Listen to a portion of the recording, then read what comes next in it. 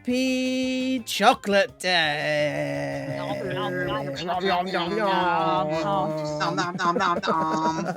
Hey everybody, I hope you're enjoying this lovely, sunny, but fucking freezing Monday bank holiday evening for Waterdeep Mallrats Dragon Heist episode 6.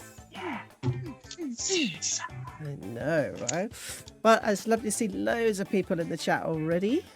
So that's so nice to see. Of course, do the roll call. Do let us know that you're here. We love chatters, and of course our community is wonderful. So do say hello if you're lurking in the background. That'd be brilliant. So it's so good to see you guys. I've already seen that Heavens Bevins is resub for today. Thank you very much for that.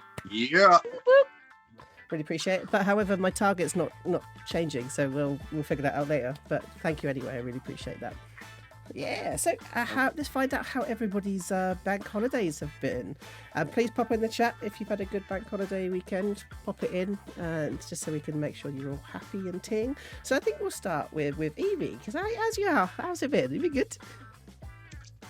It's been lovely, thanks. Sorry, just finishing off a tree ball extra strong. Aren't they great? Yeah, my bank holiday weekend was lovely, thank you. Yesterday I got very, very drunk in my friend's garden.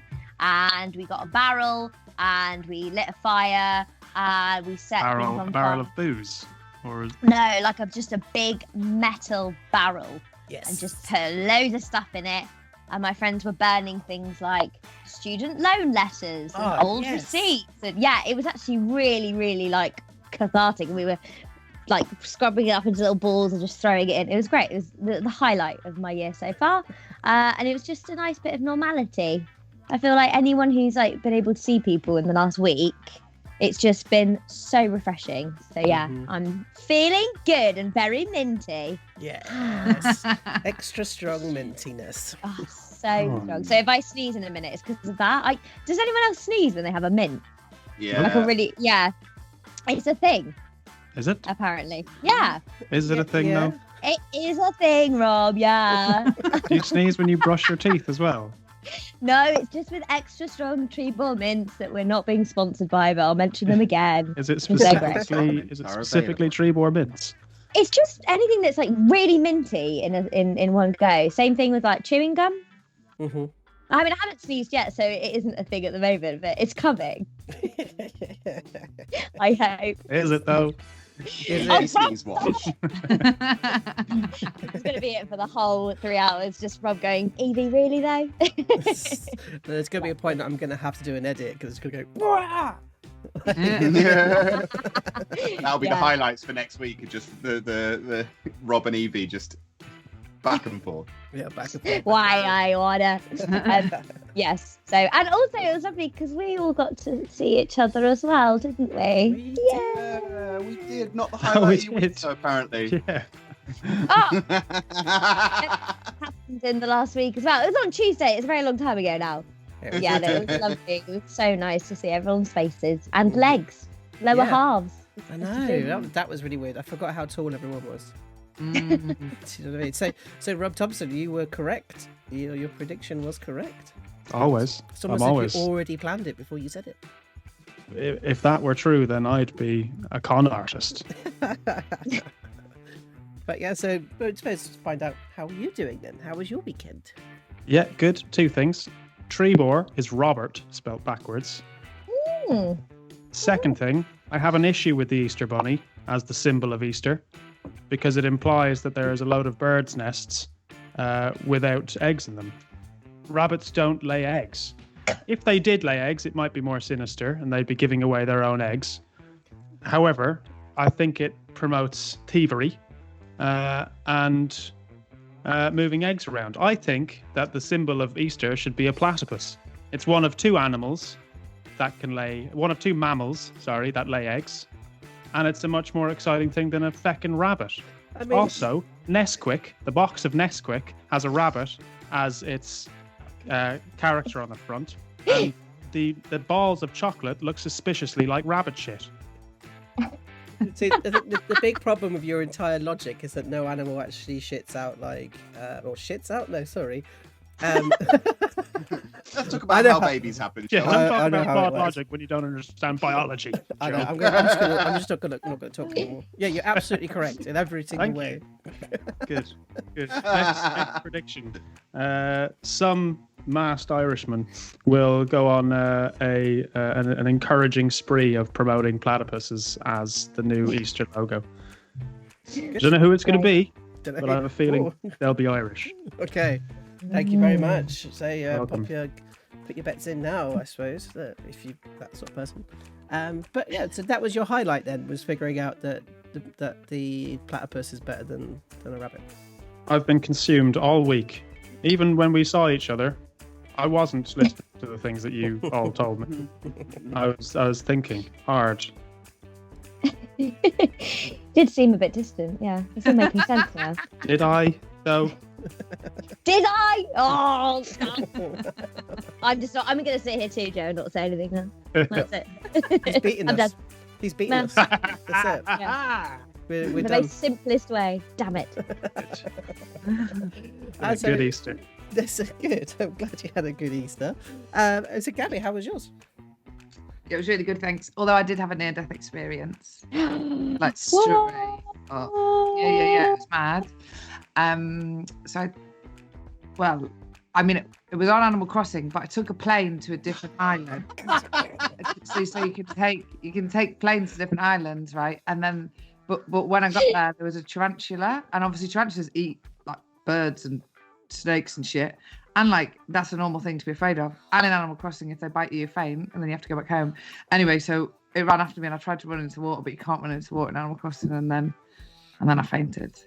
Oh. But that's like the most exciting thing that's happened, like over Easter weekend. Over the week, it was obviously seeing all your faces, but I did nearly get mauled by a tarantula. Wow. Yeah. It was deep. I had so much more That's sympathy. intense. Then you started the story, and then I had less sympathy came through. Well, I still feel for you, though. I still feel. Thanks. Okay. It was scary. It was scary. I shrieked. Yeah. But yeah, that's my life really, is sitting inside and playing Animal Crossing. So Nice. that's all I got for you. Well, thank you very much. I really appreciate that. I'm glad you. Like, this is the thing about bank holiday weekends. It's like your bank holiday weekend, right? So you can do whatever you fuck you want, right?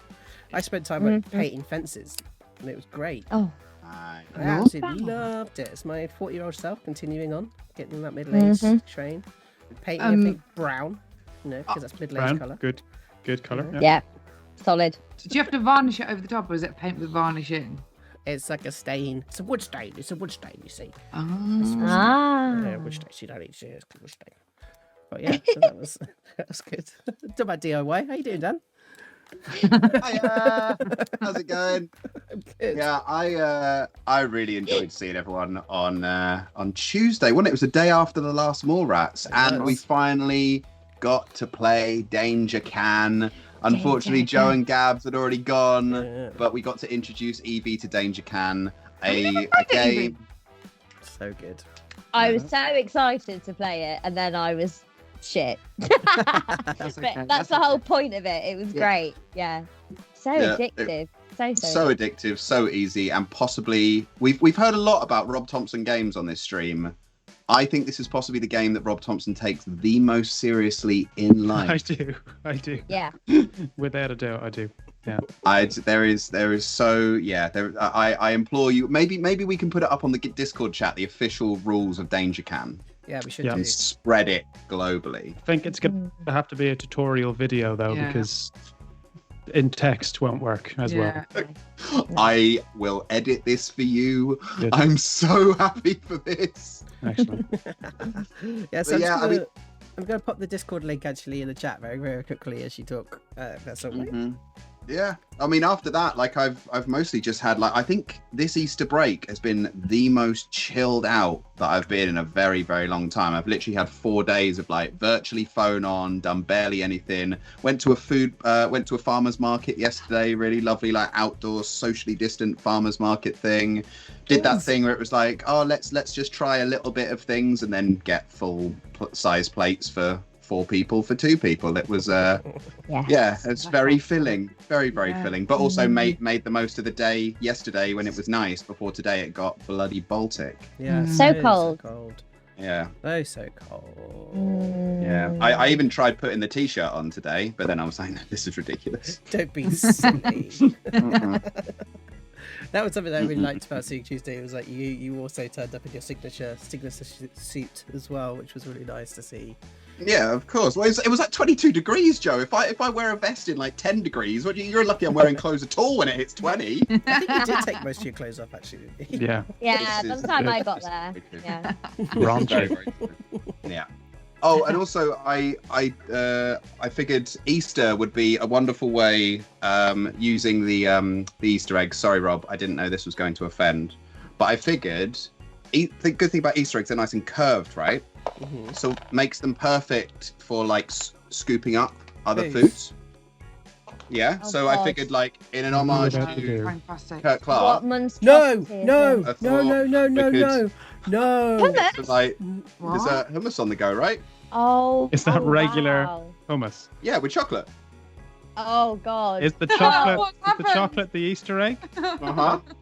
Hang on. Oh god. Is that What? normal hummus? What? Yeah, the that's all right. Oh. And it's, What's the texture like?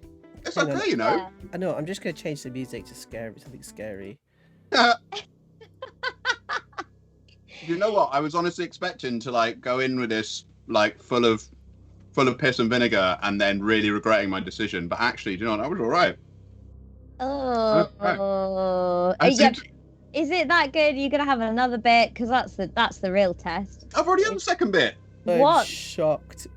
All right. I I can't don't feel do as it. bad I about can't. having the Easter bunny as a symbol of Easter now. I think I've found something significantly scarier. Oh, the chat is stop it. I love it. I love it, Dan. Let's see what more weird stuff you can eat. This is a let's put- great let's- challenge. Let's Yeah. melt down tang plastics and then make them into pasta. Make them into spaghetti shapes, and then you have that with bolognese. I'm down. I'm down. Yeah. Yeah, yeah. We'll do it. We could have. Would you eat books? Books. Yeah. Would I- you eat books? I'm we terrified. could like. Which book? Because It's- Bollow's Guide to Monsters can get in the bin. Yeah. Right. That's a thick book, to be fair. Yeah. Well, Right, I just doesn't- mean that- instead of wraps, you could use like instead of like corn wrap, you could use like Oh. a Paper. couple of pages of a book. You could Oh, die from paper ingestion. Can Gab. ya? What are you trying Oh, to do to okay. me? Oh, actually. I thought you Yeah. could eat paper. How much Yeah, but paper not do you to, need like- to eat before you die? Find out next week on. Yeah. Oh my word! Literally, what I've just seen is like Stuart just going, Gabby explaining nasty food similar to her describing her kills. It will be a Just kill right- if she gets her way. Describing something disgusting with pure childhood delight. Yeah. Yeah. Okay? Books, Dan, do you read books? you Books, I would do this. you ever read the book, Dad? Hey, I highly It's recommend real it. good. People don't If you get any monsters. Easter eggs, you got any People more don't Easter do eggs, guys? Okay. What you could You use said? it as a cup. I thought you were going to put your coffee in it and sip I it thought out. you were going to put booze in it, like a whiskey or Yeah. something. I thought you Oh, had I all saw of the someone do ingredients, but Yeah, because Oh, that would be way more logical. Yeah, I saw someone do that the other day. They had a Easter birthday. I think someone that we all know, and they had a Baileys, frozen Baileys in her Easter egg.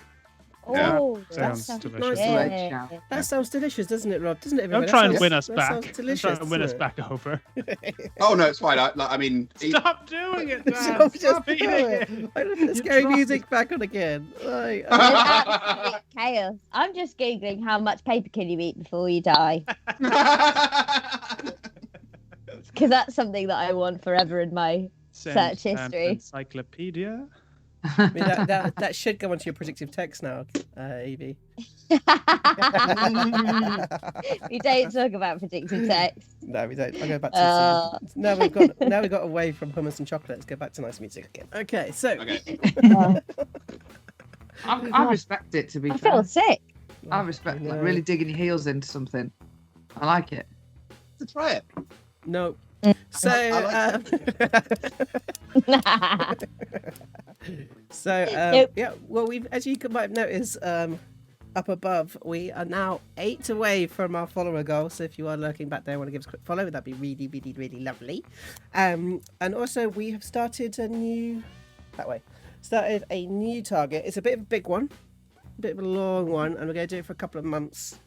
But I'm going to let Dan kind of do a little bit more hints on that one. Yeah, I don't know how much more detail I can give than all the detail that I gave last week. I mean, I said it was fun. I said it was a big target, and I said it was fun. But yeah, we've been having some chats with some other artists and creatives, and we've decided that if it is safe to do so, or when it is safe to do so, all of us are going to get together, and for the next hummus is coming back up. For the next season of Mallrats, we are going to do a real life intro, like a proper cinematic style intro. Like, we've got all the different pieces in place, and we're hoping that we can get some support from the wonderful community to bump up our budget a little bit. Everyone's working for next to noughts, which is lovely, but just to cover some costs and get some and make it as amazing as we possibly can. And hopefully it's something we can use going forward for all seasons. So I've been doing this for about 2 or 3 months without telling the other guys, and then finally dropped it on them the other week. And I've been so excited for so long. That's why I couldn't say anything last week, because I was like, if I just say one thing, I'm going to say all the things. But yeah, so it's quite a big target at the moment, but let's hope we can get a couple. We've got a couple of months. We've got till the summer. And yeah, just like any support from you guys is amazing. So I've just really hope we can make it happen now. I'm really excited at the prospect. Got so many ideas, so many plans. Nice. Thank you very much. Yeah, thank you. So we'll be hopefully keeping track of that, even though it's not working at the moment. But we'll keep track of that, and hopefully we'll give you some results as we go forward. I've also got a little bit of an announcement. So our wonderful sister channel, our rather rebel DM channel, Zach's Big Wave, they needed a guest. So I decided to pop over and see them and play a little bit on their School Days at Stone Shaper High campaign next Saturday at 3:00 our time, 3:00 our time, or 10:00 Eastern Summer Time, I think it is. So I'm super excited. I'm going to play a warlock, and those of you who know me know that I never touch warlocks because I hate them. So, what made you choose a warlock? So I just thought it was like, is the one that I keep saying I hate, and I should actually try it out properly. Do you know what I mean? Fair enough. Yeah. Like an Easter egg and hummus, you might say. Yeah, except just kind of like, tried and tested. So so yeah, come and watch me sort of join in with Zach's Big Wave. I think most of you guys know that link anyway, but we'll make sure we keep you guys up to date on the Discord and on social medias as well. So that would be fantastic. I know, Stuart, never thought you'd see the day of me play a warlock. I know, but now you can on Saturday, 3:00. And yeah, it's me kind of play with our good friends across the pond. So that's yeah. Okay, so unless there's anything else that we want to kind of talk about, should we jump into what happened last week? Yeah. I'm gonna put scary music back on. Okay. Yes. So, last week, the Mallrats found themselves on the property ladder. After receiving the deeds to a rundown tavern in the North Ward, the group ventured to their new abode and were surprised to find that it was still inhabited by a ghost named Liff. Liff asked the group to restore the building to its former glory and open its doors once again to the public. After choosing their new bedrooms, Phatts and Craig, now known as Little Rix after his late father, ventured down to the City of the Dead to visit Rix's grave. Phatts, however, found that it was him that would be visited by the spirits of his fallen comrades. Back at base, Baggi starts thinking up a new device to build, something perhaps of the explosive variety. Oshi gets an offer to join the Assassin's Guild, but at what cost? And Pups finds himself in a monastery, undergoing a series of deadly trials. Bum, bum, bum. I think there's a few other bits as well. There's things like Little Rix we found has got a keen smell for tobacco. He does. He does. And so I think Big Phatts thinks that's going to be a pathway to richness. Mm-hmm. Rixness. Red Panda's here. Hey, good to see you. So yeah, I think that's covered kind of everything really. And so I'm going to kind of try and jump straight in. I haven't thought about montages at all this week. Oh yeah. Shit, what am I going to do? I might do some really kind of mundane ones. Don't tell anyone though, Joe. Oh yeah, Keep it okay. to So yourself. I'm going to do a really big epic one. Yeah. All right. So shall we jump straight in? Yeah. Let's do it. Yeah. All right.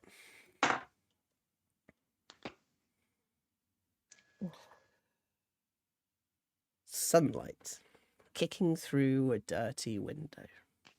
The dust particles seem to glisten and sparkle as we see the rays of radiant energy pour into this broken and disused building. Clearly used for something else at one point. As we see Ace, an elf, trying to stick this rusty key in their door. As we kind of eventually sort of gets the lock in, and he just and as he turns and falls through the door, he lands onto his ass and looks up at his small little building. He turns and looks across the street at the building he wanted. He looks over at Troll Skull Alley. Cut to. Pups proudly walking ahead of a giant barrel full of apples, bringing it back to Madame Price's abode. They've not had fruit in a little while, so it'll be great that they can treat the others to some nice food. He opens the door, steps up, holds this lolloping figure carrying the barrel behind. He sort of goes, okay, drop it down then, Tunk. And then there's a drop. And all you see is Tunk missing half of his face. Cut to. Phatts did not know who built him, but he knew he had been built for war. He had been designed to intimidate, to sever limbs and crush bones. His shoulders were reinforced to withstand inhuman amounts of pressure.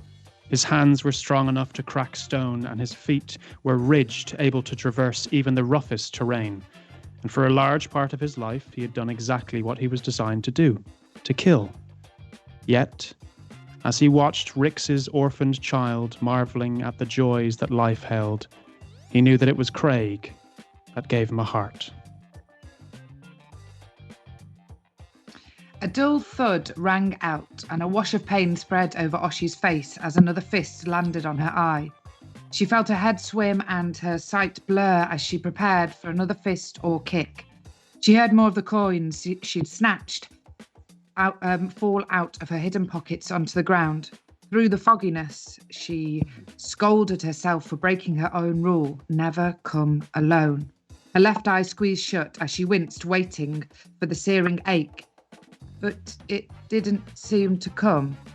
She heard something heavy hit the ground and looked up to see Mary Headstrong stood above her, brandishing a bloodied hat pin and a smirk. Oshisota, it's 1-1 now. I don't owe you anything anymore, she whispered as she pulled out makeup to help Oshi conceal the bruises and offered a hand to help her up. Cut to. Baggi wakes up. She can feel the familiar scratchy sheets around her, and she attempts to open her eyes and then realises that they're already open. She's in complete and utter darkness. At exactly the same moment, she then realises that it is deadly quiet. There is not a sound. Before she can call out to Pups, Oshi and Tunk, who she assumes are still sleeping in their beds, she hears deep within her own mind a woman's voice say, "Don't be afraid, you're safe. You're in your room and your friends are sleeping soundly." Baggi throws off the duvet and attempts to speak, but no words come out. "Fear not," the voice says. "We're here to help. You're very talented, Baggi, and we're here to hone your powers." We see 3 figures surround Baggi and pull her from her bed, down the stairs at Honest Price's shop. and out the back door and into a cart that heads towards the Tower of the Order. Cut to. You see a shop front, and on the sign is this kind of bent nail. As we look through the windows, we see a half-elf working away with their wood tools, making shields and little furniture and wood sculptures. We see across the way, we see a big bellow of smoke as we see a blacksmith's.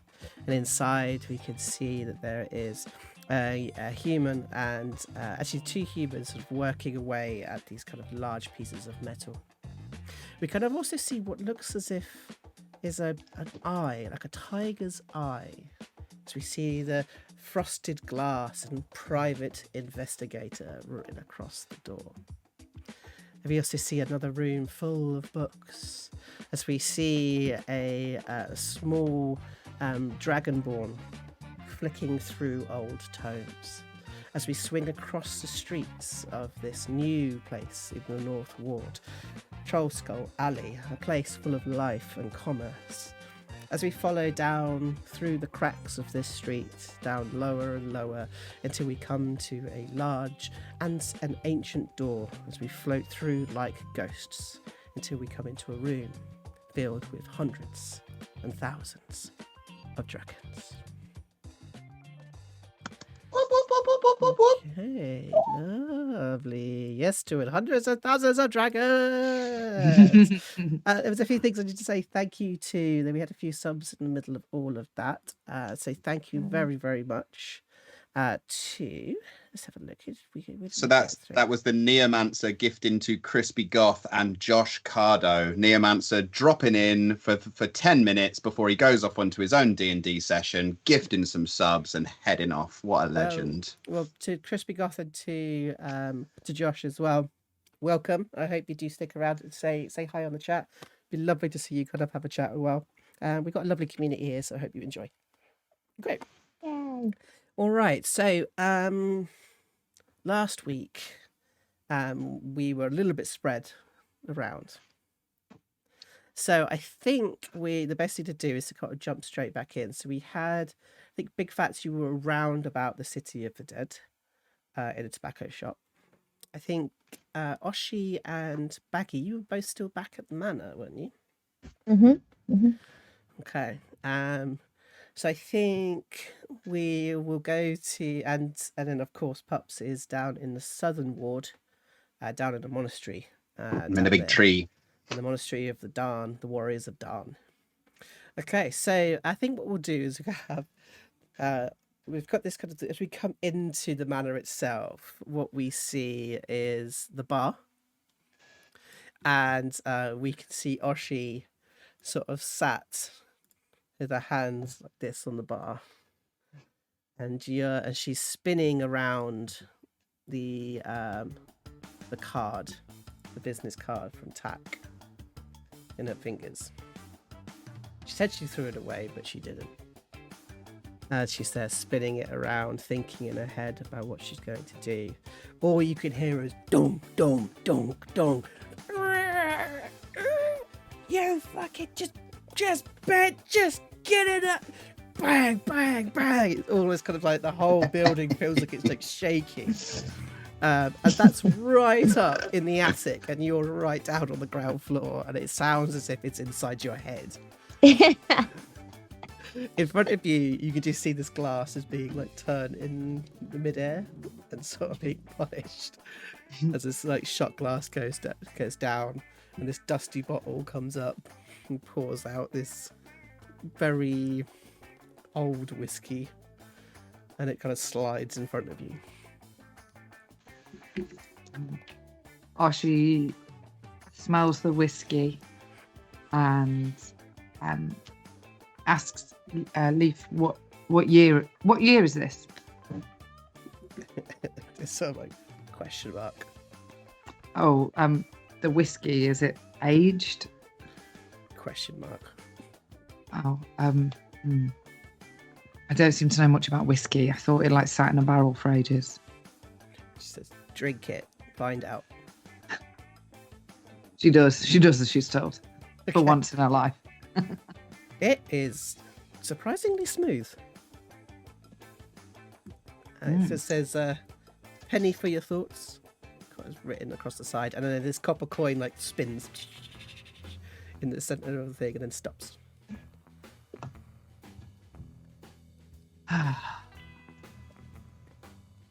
I have been given an opportunity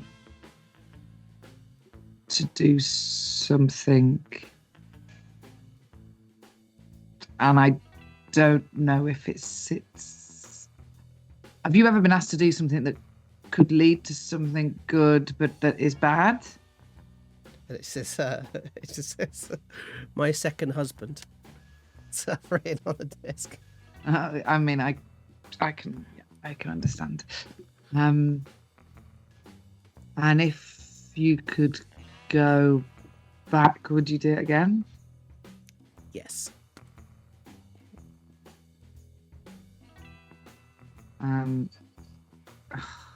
I'll probably need another shot.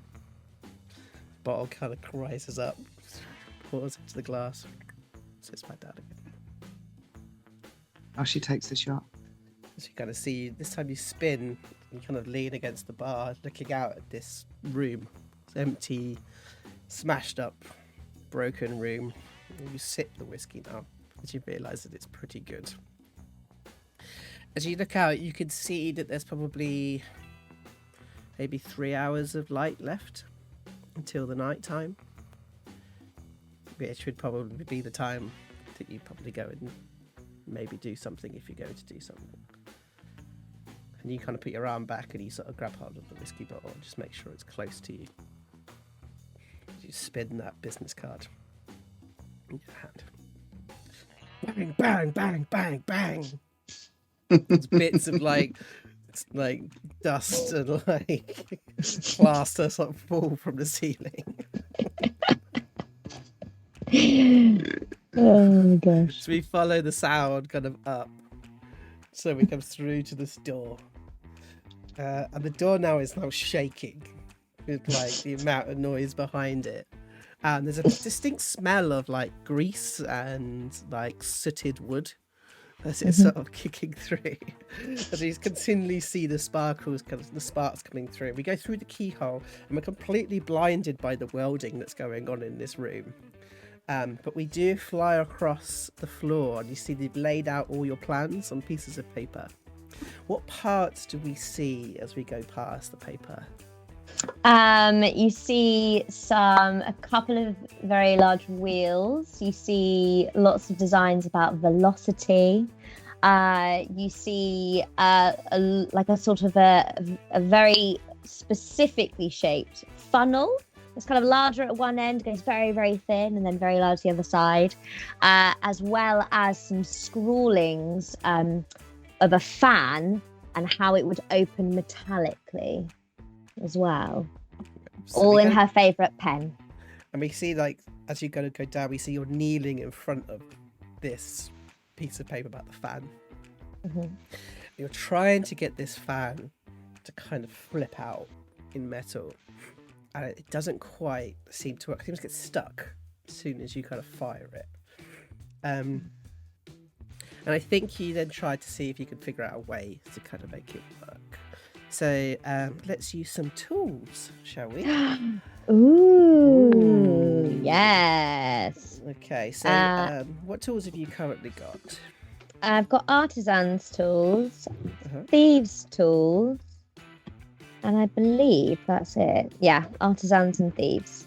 I will go with artisans because hey, why not? Yeah. If you can be creative with a tool, you can do anything. So I think you do this with intelligence. Okay, nice. I don't think I've had to use tools before, actually. Yeah. So what you do is you click them, and then it will ask you what type of what skill you want to attach to it. Because you could use artisans, for instance, with dexterity as you're trying to do something small. But here you're using your intelligence to sort of work out the way to best use them. Okay, cool. So, so as you click it, it should be like where your skills are, then down, and you'll have like a bunch of... Let me see. Yeah, it's underneath survival, underneath passive perception on the left-hand side. Oh, yeah. There we Oh, go. no, sorry. I tell a lie then. I've got thieves' tools, tinker's tools, jeweler's tools. Okay. That's interesting. Mm-hmm.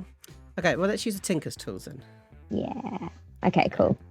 And intelligence, papawi. Nice. Ooh, yeah.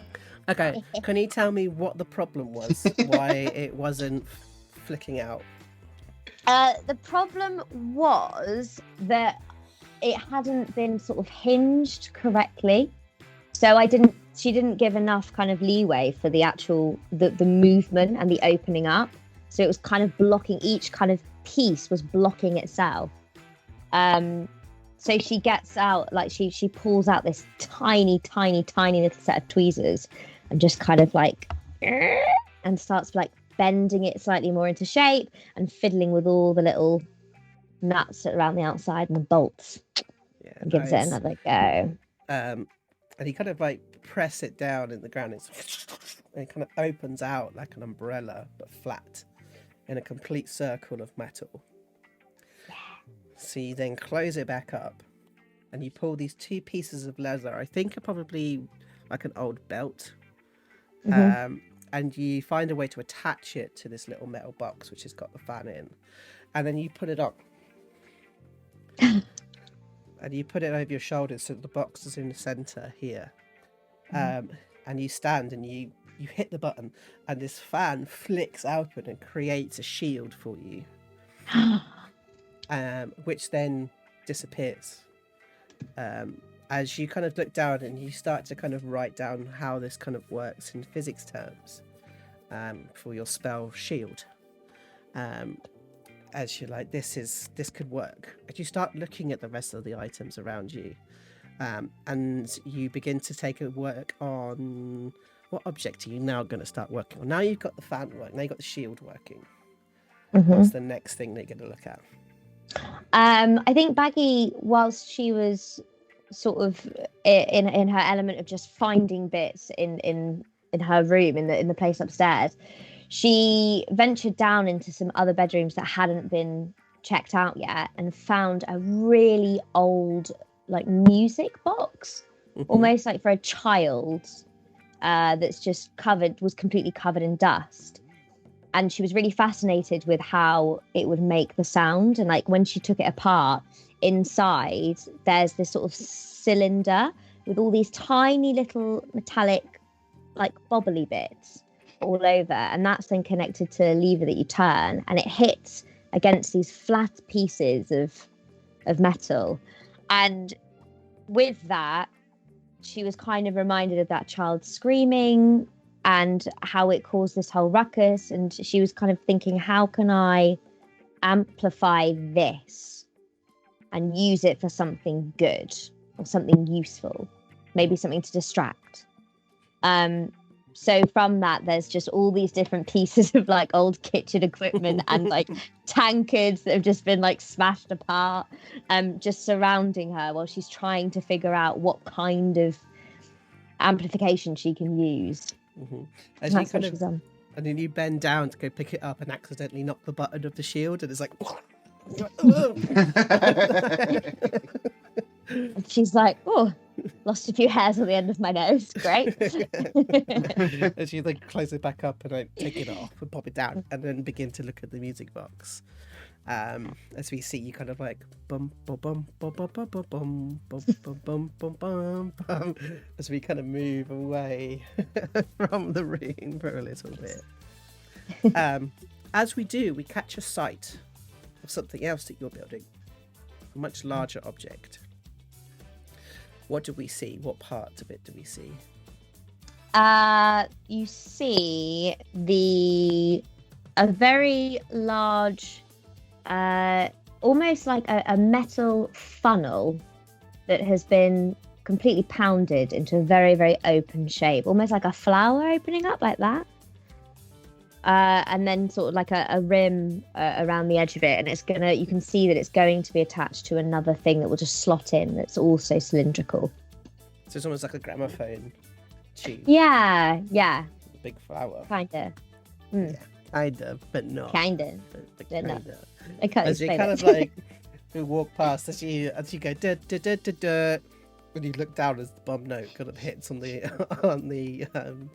on the music box, as we kind of leave the building itself. Is Baggi about to invent the Vuvuzela? Yes. So actually say in the chat what you think she's making. So we kind of come out of the building and we go right across past the City of the Dead, and we fly straight over to a monastery. We go through this tree itself into a large open room where there are 6 people stood on 7 squares, if that makes sense, as we fly through 5 chambers.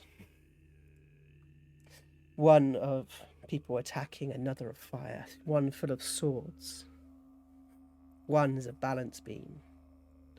As we run through, as the door opens and we see Pups standing in front of a dwarf.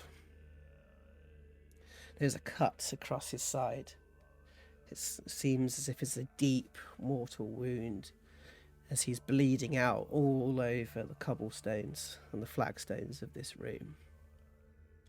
As we see Pups stuck across at Tunk on the ground.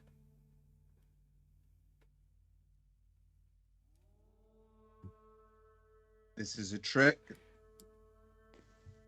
It's not a trick, doggy.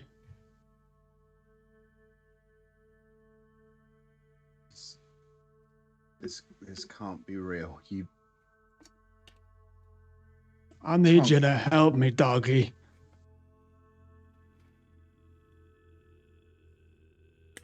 What do you mean? I'm hurt real bad, doggy. This isn't fair. Why is it not fair, doggy? Because you're not real. You're not you died. Tunk, you died. How did I die? Some backstabbing watcher. Arbor did this to you. Not you. It's not even you. I need you to help me, doggy. I'm hurting.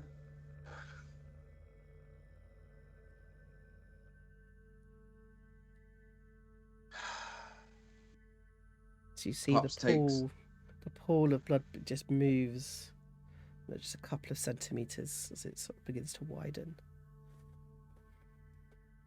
Can I do a check to see if this is another illusion? Yep.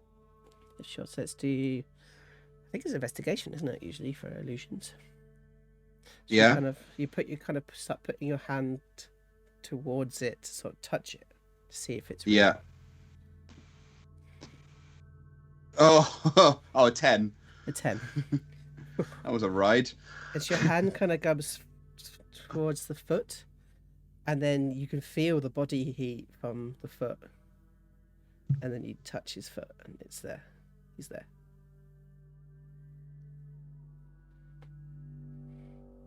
And as soon as you lift, you realise your other hand is inside his blood. As you've leant forward, you bring it up. Like, yeah, Pups rears back, starts like wiping his hands, and starts to tremble. I missed you.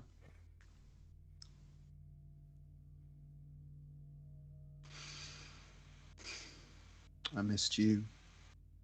But I need you to help me, doggy.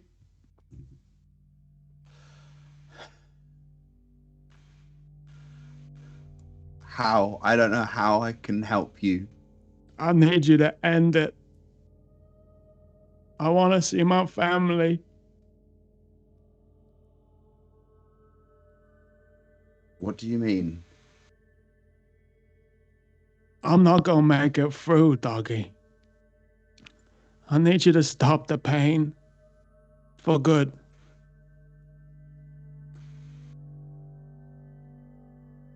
You're dead. You can't feel pain anymore, Tunk. I'm not dead yet. Not unless you help me.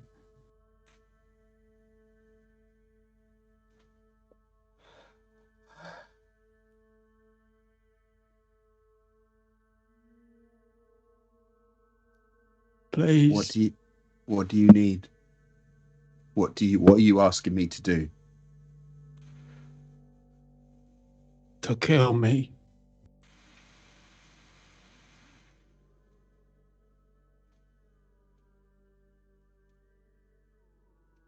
I can't kill you. You're already dead. You died in my arms, Tunk.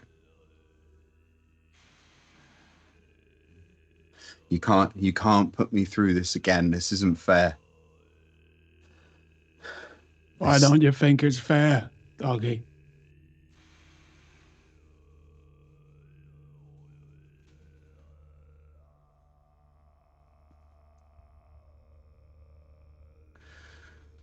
Because you died, Tunk.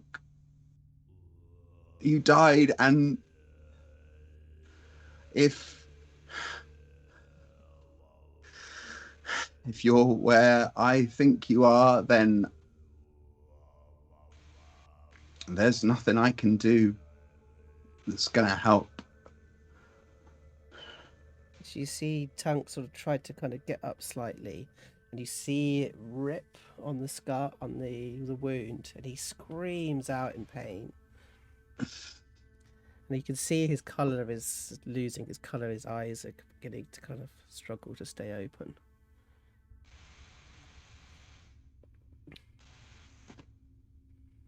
I want to see my mama.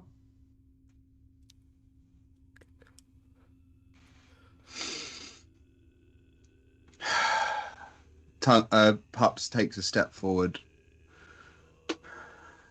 and puts his hand on Tunk's shoulder.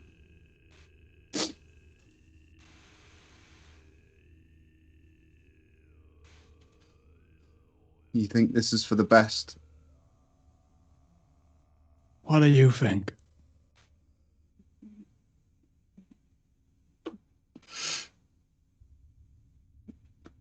I think I'm the worst person to decide that for you. Why?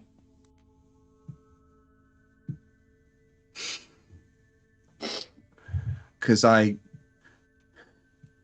you what, doggy? Because I condemn you to suffer. Maybe forever.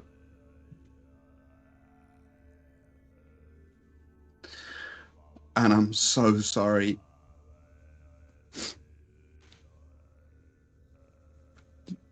You could save me.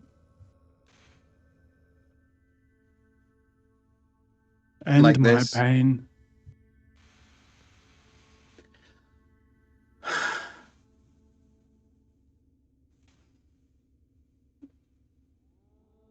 I was a good friend to you, Tunk, wasn't I?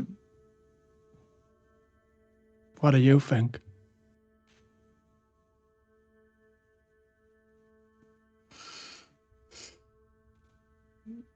I think I was until that day.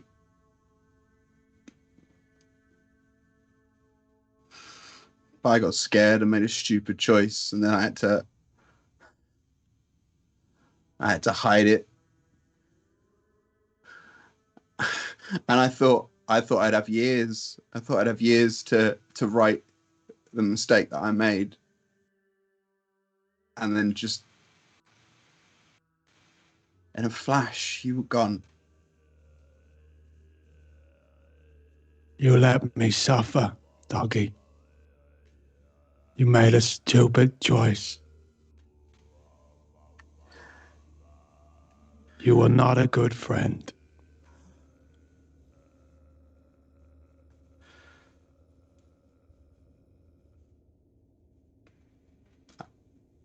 I was not a good friend.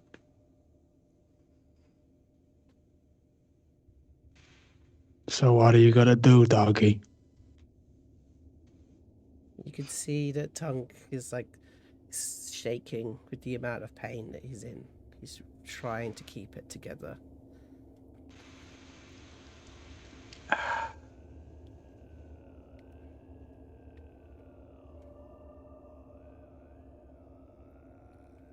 I'm going to end your suffering, Tunk. Okay.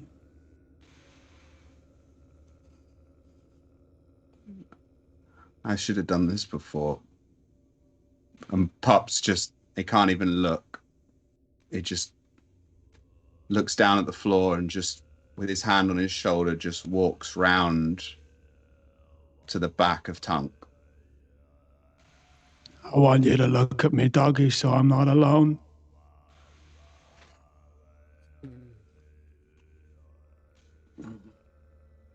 Don't let me die alone, doggy. Pups walks back round. And as gently as possible, just pulls Tunk in, just like wraps around his head, just really gently, just so he knows that he's there. And then leans back with his hand around Tunk's face like this.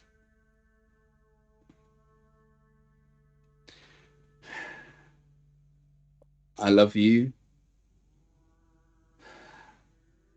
And I miss you. And then just snaps his neck. As the body sort of falls and drops, you can see there's almost a sense of relief on the body. As you've given mercy and ended his suffering.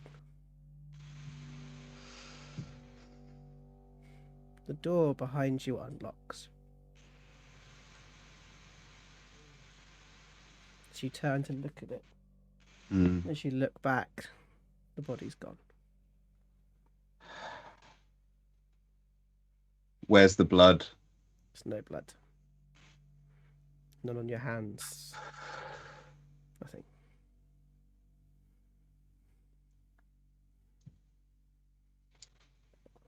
Pups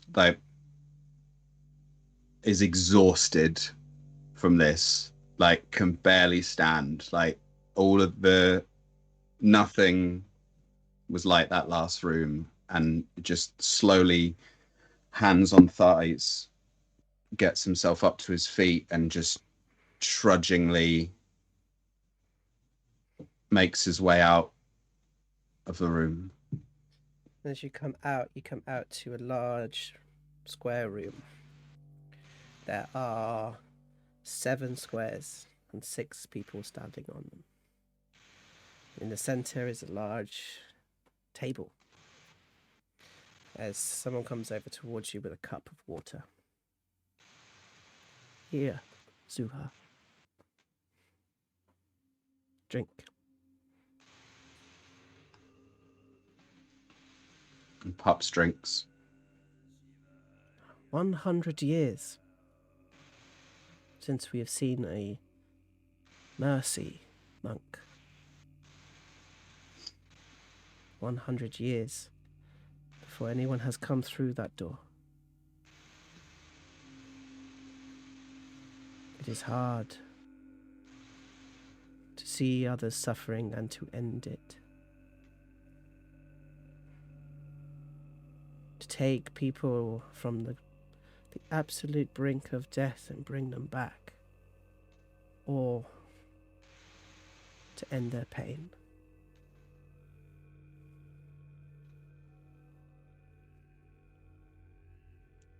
I've known, for as long as I can remember, I've known nothing but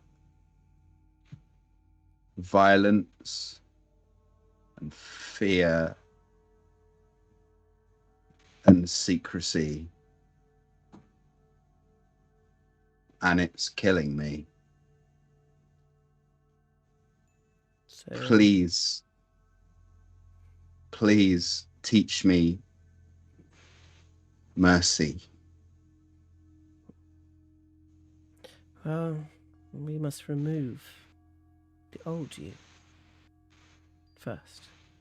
One that sees violence, but one that recognizes pain.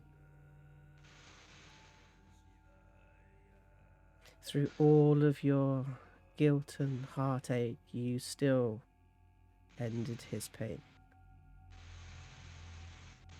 But that shall be the last person that looks upon your face, as it is now.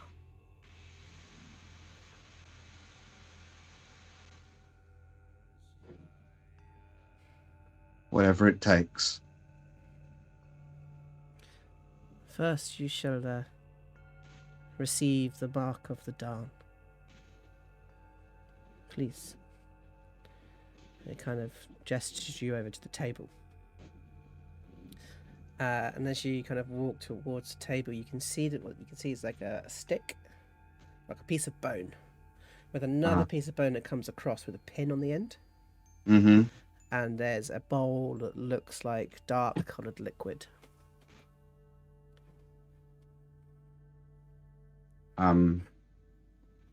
This is really hard for Pups, because this is not the first time that he's been put on a table like this, and it's agonizing. His hand goes onto your shoulder. You're no longer that person. We are about to remove that person.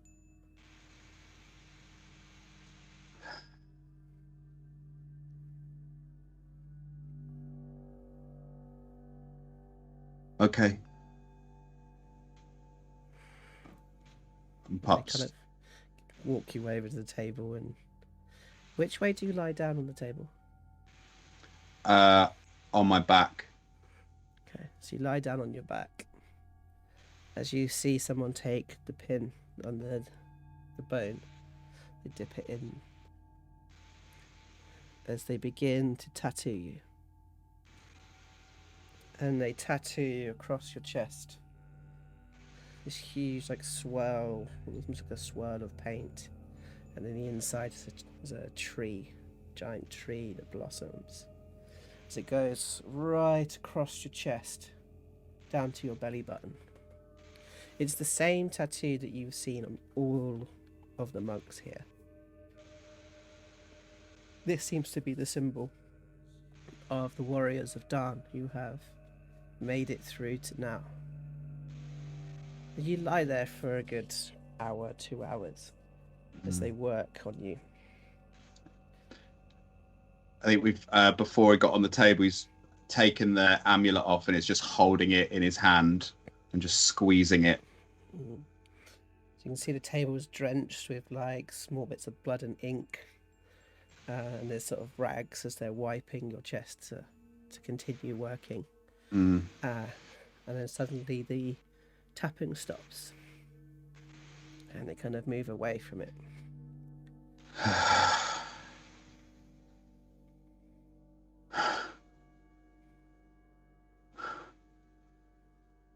Thank you. As you kind of lean upwards. Yeah, And as you lean up and you say,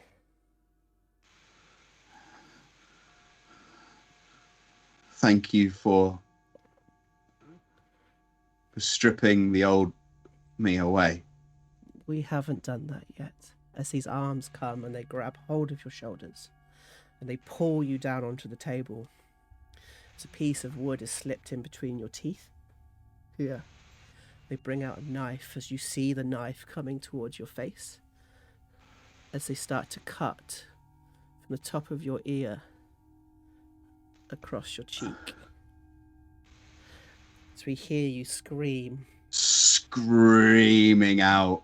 And there's another monk who holds your head as you scream, and we lift above the table and go out through the top of the tree as we see them beginning to peel the skin. It flips across away from the monastery. We can hear the screams as they get drowned out from the sounds of the southern ward. People are going amongst their day, continuing. Oh. I guess going to quickly say well done to Dan and Rob for that. Yeah, thank you, Rob. I'd like to say to everybody Told at you I'd home, stress you out today. yeah, you did. Oh my god, in the best possible way. As soon as you started talking, I was like, oh no, fuck you. For those of you at home, Dan and I had talked about the face before we did that. So that was the one bit you knew about. But yeah, well done. Very much well done. As we kind of go across, as we see that the sun has now on its way to setting. We could take a little break there if you wanted to, before we moved on, but it's totally up to you guys. I'm okay. Yeah. Okay, cool. As we kind of come back across the city, as we see the sun beginning to drop down the horizon, and the bottle's about half full now. Banging is still going on. For sure. I think you've just taken up a plate of like bread and cheese to Baggi's door, which has still got the other bread and cheese that you left there earlier. And you make your way back downstairs. I think on the way back down, she goes to her room, and in one of her backpacks, she has lots of pieces of parchment that they're like single piece of parchment that they're filled both sides. She like clips together. She puts string through a hole and clips them together, and she starts to look through them, and she flicks through, and like there's dates on the top, and the dates aren't matching with what she's looking for. So she throws another one, and then all the dust like goes up into the air. She's looking through, and then she finds one, and the date is of 7 years earlier, from when she was 12.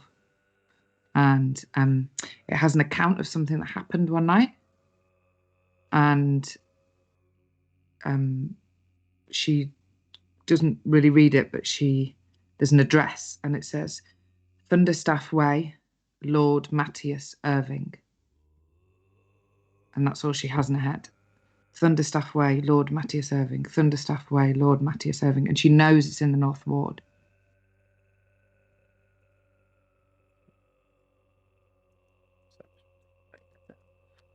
You say Thunderstaff Way, Lord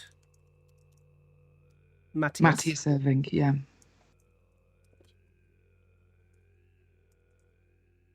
And she thinks she can go and look for it if she needs to. Okay. And you sort of read it, and then you fold the paper, or do you put it back into the? She's going to rip out the whole page and take a match and burn the piece of paper, and then like stamp it out as it's in embers. What's the last sentence that you see other than the address as it burns away? It's in Oshi's handwriting, and it's written first person, and it says,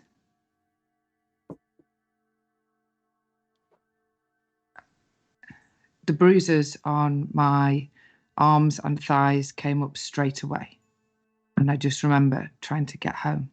And that's you just see that flame kind of burn across it as it begins to crackle and fall apart. As you step down your foot, and it just got powder. And you see that smell, that acidic smell, very dry acidic smell of paper burning. And you as you grab your darts, your bow. Yeah, everything, baby. She's going full out. Okay. And of course your hood. You pull up the hood. As you make your way down. I think Big Phatts is downstairs in the bar. As you kind of go, because the stairs are actually outside, aren't they? So you have to kind of go outside and go around as you see Big Phatts in through the window. What are you doing, Big Phatts, inside? He's with Craig. And there's a floating glass beside him that he's trying his best to ignore. but he's laid out several different tobaccos, and he's got him on a stool in front of him with a blindfold. And you can see him raising different tobacco after different tobacco to Craig's nose, and some he's nodding, and some he's shaking his head. It's your master sommelier is sort of Yeah. like... He's got a nose that's better than Phatts' own. I think that's what he's realised. This kid is a gift. And I think as he goes towards sniffing one, this like bits of plaster fall from the ceiling and land into your hand, and he gets a nose full of plaster. Sort of, he's like, and he sort of sneezes. Yeah. You've never seen a Warforged sneeze before, but it's not a pretty sight. So as they sneeze, I think that's the moment that you shut the door, Oshi, and you sneak out into the night. It's still relatively busy at the moment, sort of early, I'll say sort of mid-evening. The lampers the Guild of Chandeliers and Candlestick Makers are out lighting all of the lanterns. You find it very strange to be this sort of civilized at nighttime. These streets seem clean and safe compared to the dock ward where you're kind of used to being. But they're not as nice as the sea ward that you've been to before as well. They're sort of in a middling ground. Minty plaster. Yeah, I should have gone with that. So you kind of start looking around and start trying to figure out your place in the city. I think as you come up to the sort of the north ward, everything's in grid sort of formation, so you kind of can figure out where you need to go. Right, I've got to look for this address now. Oh, there it is. Great, cool. So you literally look across the street then, and you see the Thunderstaff Way kind of leads up in front of you. Yeah. But it goes, you know, there's a long road that kicks up. Yeah, I don't think she quite realised that it was like she hadn't seen a sign for it on the way in, so she didn't know it was there right away. It makes her like double. It almost makes her worry because it's literally on her doorstep. But she just takes a deep breath. You take a step forward. How far down are they? Are they actually kind of across the other side of the high road? So Yeah, you kind of need to follow thinks. it through. Okay, great. I'm just going to quickly show everybody at home so they know what we're talking about. Okay, so this is where the guys are now. Here. As we can see, Thunderstaff Way sort of leading in front and kind of goes across to the kind of past the high road and to the other side. Just so you guys are aware of where we are. Okay, go back to the intro screen. Okay. So you start making your way up, and I think now you're seeing that the shops are all closing, things are sort of quieting down. The restaurants and bars are still sort of open. As you kind of slowly make your way up, I think you kind of are practicing, like sneaking through, trying to be unseen as you go. Definitely. So I think you start tracking somebody to see if you can, how long you can be without being heard, and then when they see you, kind of cross the road and you try something else. You know, as you kind of make your way through, you're constantly thinking and constantly remembering that line that you see that was burning. As you almost don't realize it, but suddenly you are standing on the high road itself. Mm-hmm. As you look across and you see, oh, you've moved really far away. Let's put you back there. Oh. There you go. You can see the opening to the Thunderstaff Way that you know, and the collection of houses with the kind of larger courtyards in front of you. The street is very much more silent, much quieter. She has like a sensation of like images flashing, and she remembers like blood and seeing blood on a face, like a male face, and she just is like trying to concentrate on this, like the acidic smell of the paper burning in her nose instead of these flashes, as she walks back up the way that she remembers running down when she was really young. And that kind of like irony smell of blood, it gets confused with that kind of smoky smell of the paper. As you find yourself standing in front of a house that you recognise. And as you kind of look across the kind of small courtyard, you see somebody come out of the house in a black cloak and begin to cross the courtyard.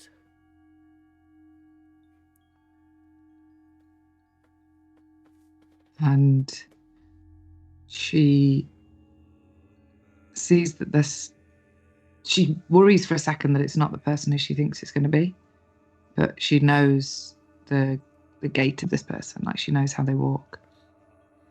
But they're a bit frailer, it seems. They're kind of a bit more hunched. So she follows them. As you begin to kind of follow behind them, could you do a stealth check for me, please? Have I got any? Can I use an advantage? Use it. 18. 18. Okay. As you kind of walk forward, I'm just going to quickly check.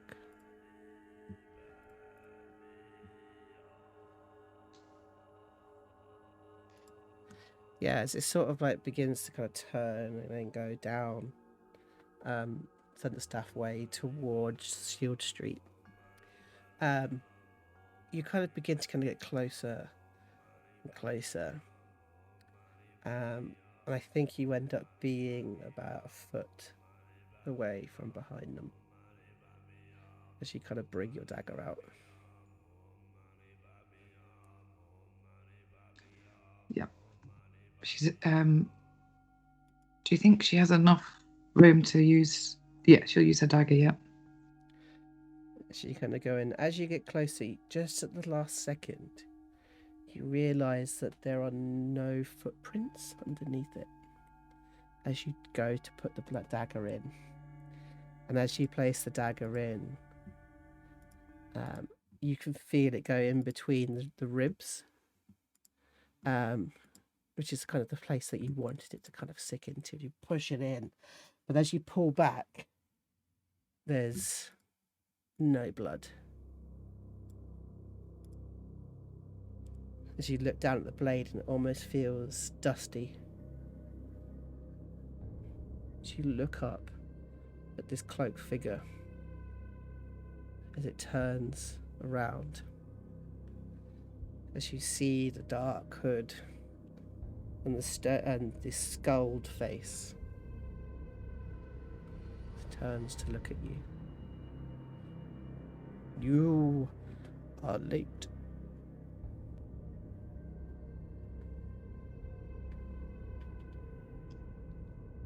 And you are dead already. Or death, depending how you want to read it, really.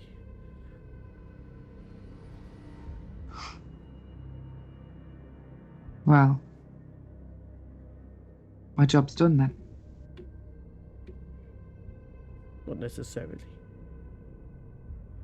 I mean, you think I'm here for you? Ha ha!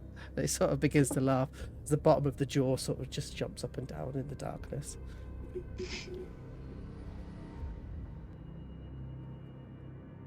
I was here for revenge. I was here for a name. He puts his hand into his pocket and pulls out a piece of paper.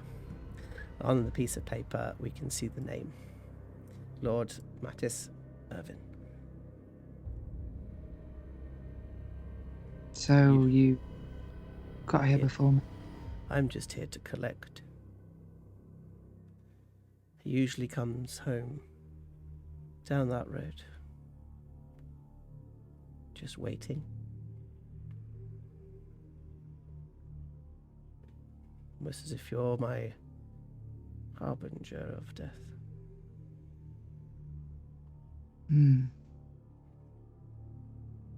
I've been with you a few times. It's amazing how many times your There. Do you remember the first time? I remember the first time. Kneeling by her bed. With a shaking and sweaty old lady. Did you feel my presence then? I felt something. I thought that was grief. I suppose you read it in different ways. Your granny read it as fear.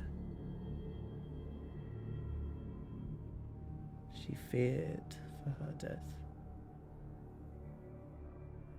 She was scared, yeah. What a peaceful way to go. She screamed She did. the whole time. But it stuck with you, hasn't it? I've taken people in more peaceful ways. It's stuck, and this big bony finger comes over and taps you on your amulet. It's stuck with you forever. And kind of comes back. Oshi reaches to a necklace to check it's still there. And it's still there. But this time, as soon as you hold it, you hear that scream, and you let go. Trapping the last moments. Harbinger.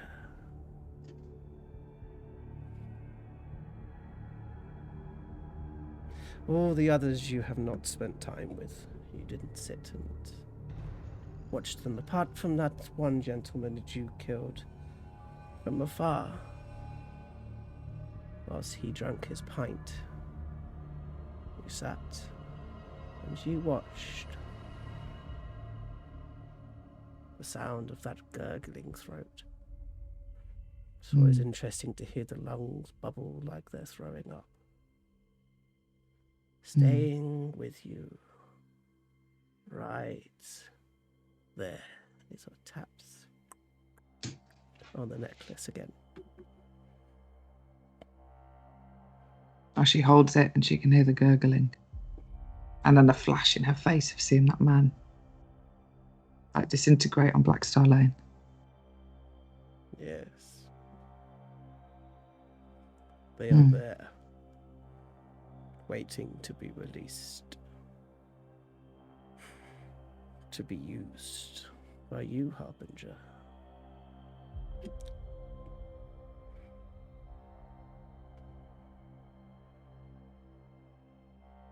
Can I still take Irving? It's like ding ding ding ding. Excuse me. He kind of opens up his watch. It's got a little alarm clock on it. It's like, oh yes. He'll be coming around that corner when he comes. So he sort of leans backwards and it sort of moves from the light of the lamppost into darkness. As you see that there's a spot for you to hide. She goes and hides and prepares her bow. As you see this person, this gentleman, the Lord, come round the corner. They have a case. What sort of things have they got on and what sort of job do we think they did? They look like a magistrate, or do we think that they're like a magistrate? So they got these black robes on of a magistrate. Reminds you very much of the person who kind of signed your documents for your house. But when you hear the gate click, click, the feet, and you know it's them before you've even looked up. And when she looks up, she sees a scar that he's trying to hide. And she knows where that came from. It's almost like a beard. That sort of tried to grow a beard over it. As he kind of goes past you.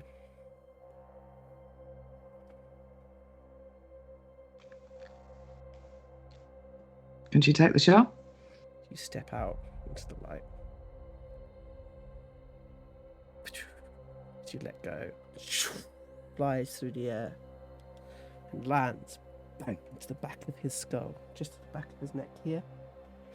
As his knees give in beneath him, as he drops and falls and rolls and lands with his eyes open, looking forward, up to the sky.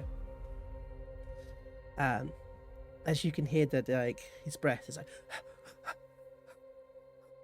his eyes are just looking straight upwards. As you begin to walk across towards the body,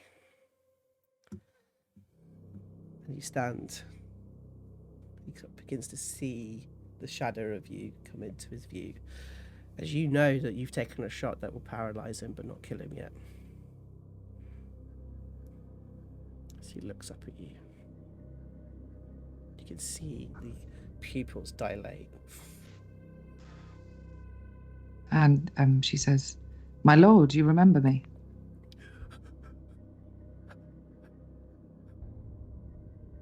"You're lucky. I've only been thinking of this for 7 years."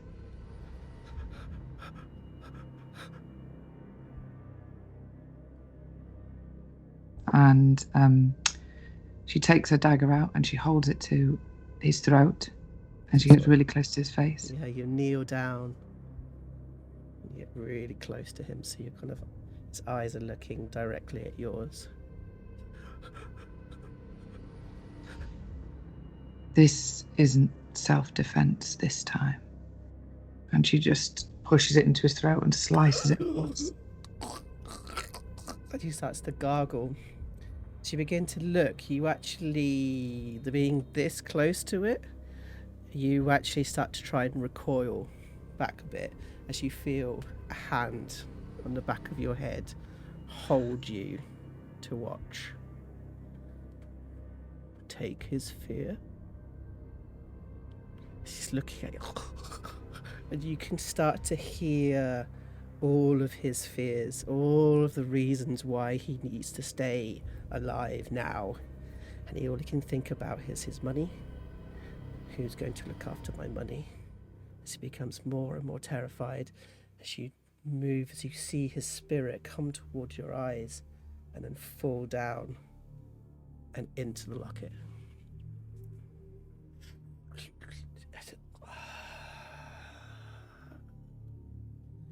As you feel the hand begin to remove from the back of your head.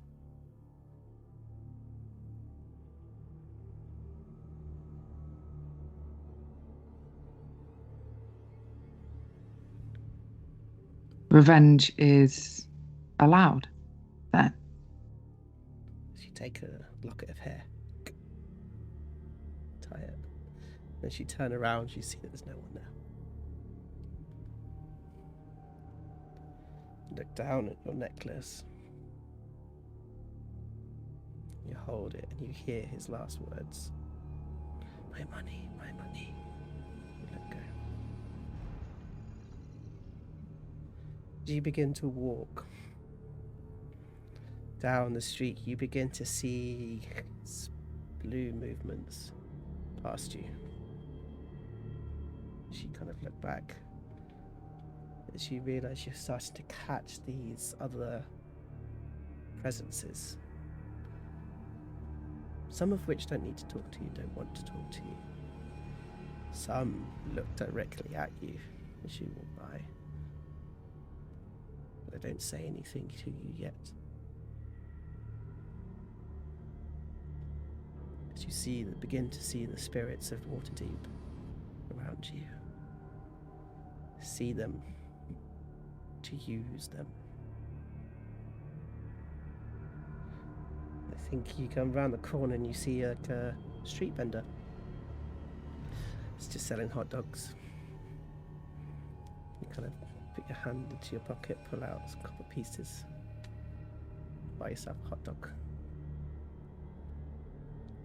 And make your way down the high road, just enjoying the city. She feels lighter. You feel a lot lighter. There's a sense of safety that she hasn't had, that she feels like she has now. She puts her hand into the pocket and feels this locket of hair. Takes a bite of a hot dog.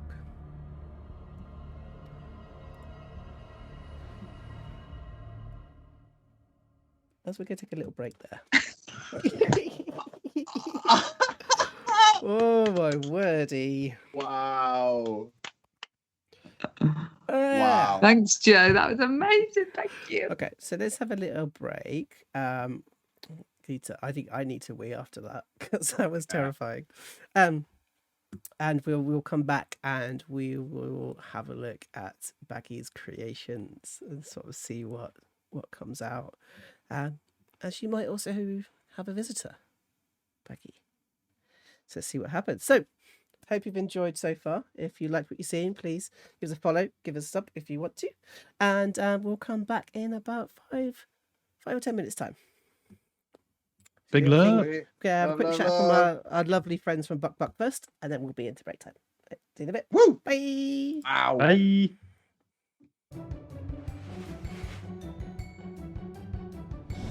Who is responsible for this outrageous atrocity?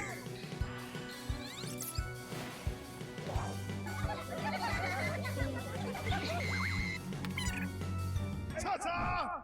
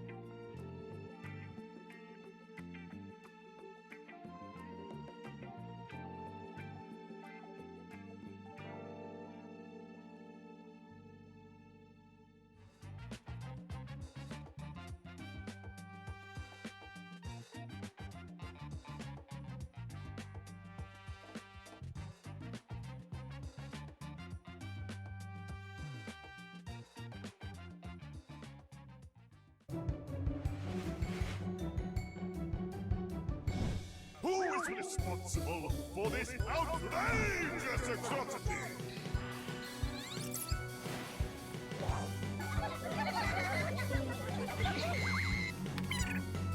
Ta-ta! Oh my,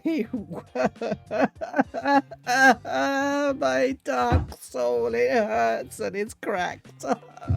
Happy Easter, everyone. Happy Easter, everybody. I was so This thing intense is- the entire I time. know. It's like we've had all the death but none of the resurrection. Ugh. I hope you guys are all okay at home, and I hope you've gone and got yourself a drink. I know that I'm probably in trouble with my mum. That's always happens. But again, Mad at you, mum. I know. But say, most of that wasn't me. That was Rob. Blame Rob. Mum, tell Rob off.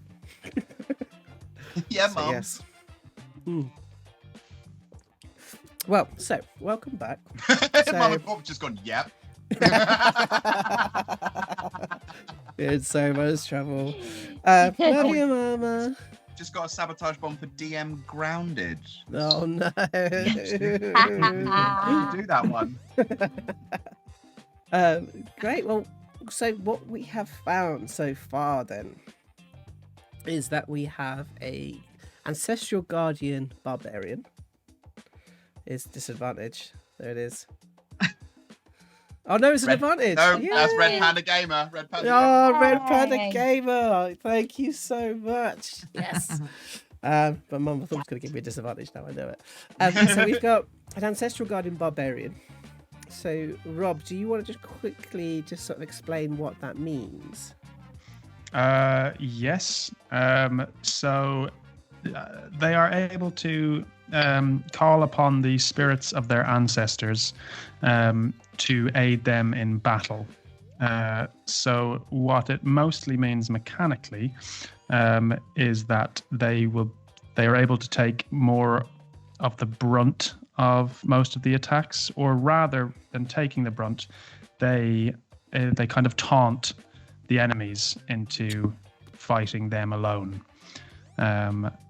So in Phatts' world, he's got the spirits of his fallen comrades and maybe a small dwarf to aid him when things go wrong. Mm-hmm. It was from the 103rd, wasn't it? That was your Yes, regiment. 103rd. Yeah. So we have Rex. Oh God, what was the names? Hang on, let me get my notes. We've got Rix. Rix. We've got Oliver Shifty Grayson, who was a shifter. Oh, Shifty, and we've got Lysander. Lysindar, Yeah. who's an Eladrin, and she was their commander. Nice. So yeah, so it means you can kind of cast these spectral kind of guardians around, and they can kind of protect your friends and be able to move the damage to you or move damage to them. I can't remember which one it is. But Correct. Yeah. that's really, really lovely. Okay, and then we have got the Mercy Monk. Yes. Also known as the Way of the Missing Face. Yeah. Yeah, so that's a monk that is able to play with life force. Can choose to do additional life sucking damage, but to finish off an enemy, but also can use ki to grant life to the party. So Pups a healer now. Yeah. I can So, yeah. punch you back to life. But yeah, it's a really nice idea of like making sure people don't die. And I think that's a really, really great idea. Yeah, because you could do flurry of blows and then make one of those flurry of blows to heal or to deal damage, isn't it? It's that kind of idea. Yeah, so if Phatts is next to me, I can go quarterstaff punch up. Yeah. Can hit a pressure point on Phatts in the same turn. It's And the reboot. yeah, Reboot. factory reset. Yeah. It's got the finger press at the five finger death, but in reverse. Yeah, I just get a what's it called, a safety pin or and just put it in between the shoulder blades in the little hole. Which language you like me to speak in? Yes, to take you back to Espanol. So that's really nice. Yeah. But of course, part of that is that you have to wear a mask. Yeah. Yep. So we'll get to Yeah. that a little bit later on. And this is from Tasha's. This is one of the new ones from Tasha's. This is a Tasha's one. This wasn't the way Pups was going to go, and then we had a little chat and was like, "Oh, this makes so much sense because the life giving and the life taking away only gets stronger." Mm-hmm. And I'm excited about that. Really, really lovely. And another one from Tasha's as well. So we've now seen that Oshi is now a Phantom Rogue. So do you want to just quickly talk us through about Phantom Rogue? Yeah, so anytime Oshi kills somebody or somebody dies within her presence, their soul or their spirit will go into her amulet and other trinkets she can take from them as like she moves up levels, and then she can kind of pick and choose proficiencies from them to help her. That's amazing. It's really good. And then eventually you can start like talking to the dead and stuff like this as well. Yeah. You can use one to expend it to give yourself advantage on death saving throws. Yeah. As I move up, yeah. Mm-hmm. And I can like, if someone's about to die in front of me, I can kill them and then kill someone else as well. All sorts of shit. Death shit, you know? Nuts. So it's really nice because, again, talking about Zach's show, they've also got a Phantom Rogue on there. Yeah, just get Oshi and Ari together and it'll be absolutely nuts. They're a water genasi, I think. Which is that's so cool. And then we have a mystery, a small mystery, as somebody tinkering away and making something and nobody knows what it is yet. Just having a lovely time. Exactly. So we're going to come and we'll be revealing that within this next half. I'm not sure if this is going to be a shorter episode or a longer episode. That's just the way we roll. So we'll see what happens. So we go straight in? Yeah. Yeah? Alrighty. So let's go for... I really want to do like an uplifting scene for this. So there's like a massive robot stood against the wall and his eye is just like as he sort of begins to walk forward, opens the door and begins to sort of slightly skip down the stairs, walking towards the kitchen to do his favourite meal of the day, as we see Big Phatts come down through the main space. This glass gets dropped on the floor in front of him as it smashes on the ground. And a fuck you to you too, Liv. And he marches through. And you see there's an apron, a dusty old apron that's sort of hanging on the back of the door. You're sort of whistling to yourself as you go. So you grab the apron, you pop it over, wrap it around your back, and you walk into the kitchen and you see all of the cupboards have been opened. Every single cupboard is open. And all the utensils or anything that was in them is strewn out inside the kitchen. What in the pissing hell is going on? As you look down, you've got like bowls in one corner. It's almost as if someone's gone in and just like thrown them behind their shoulder. As you see like wooden spoons sort of thrown into this corner over here. You see that there's a number of frying pans that are now missing handles. So you've just got the frying pans section.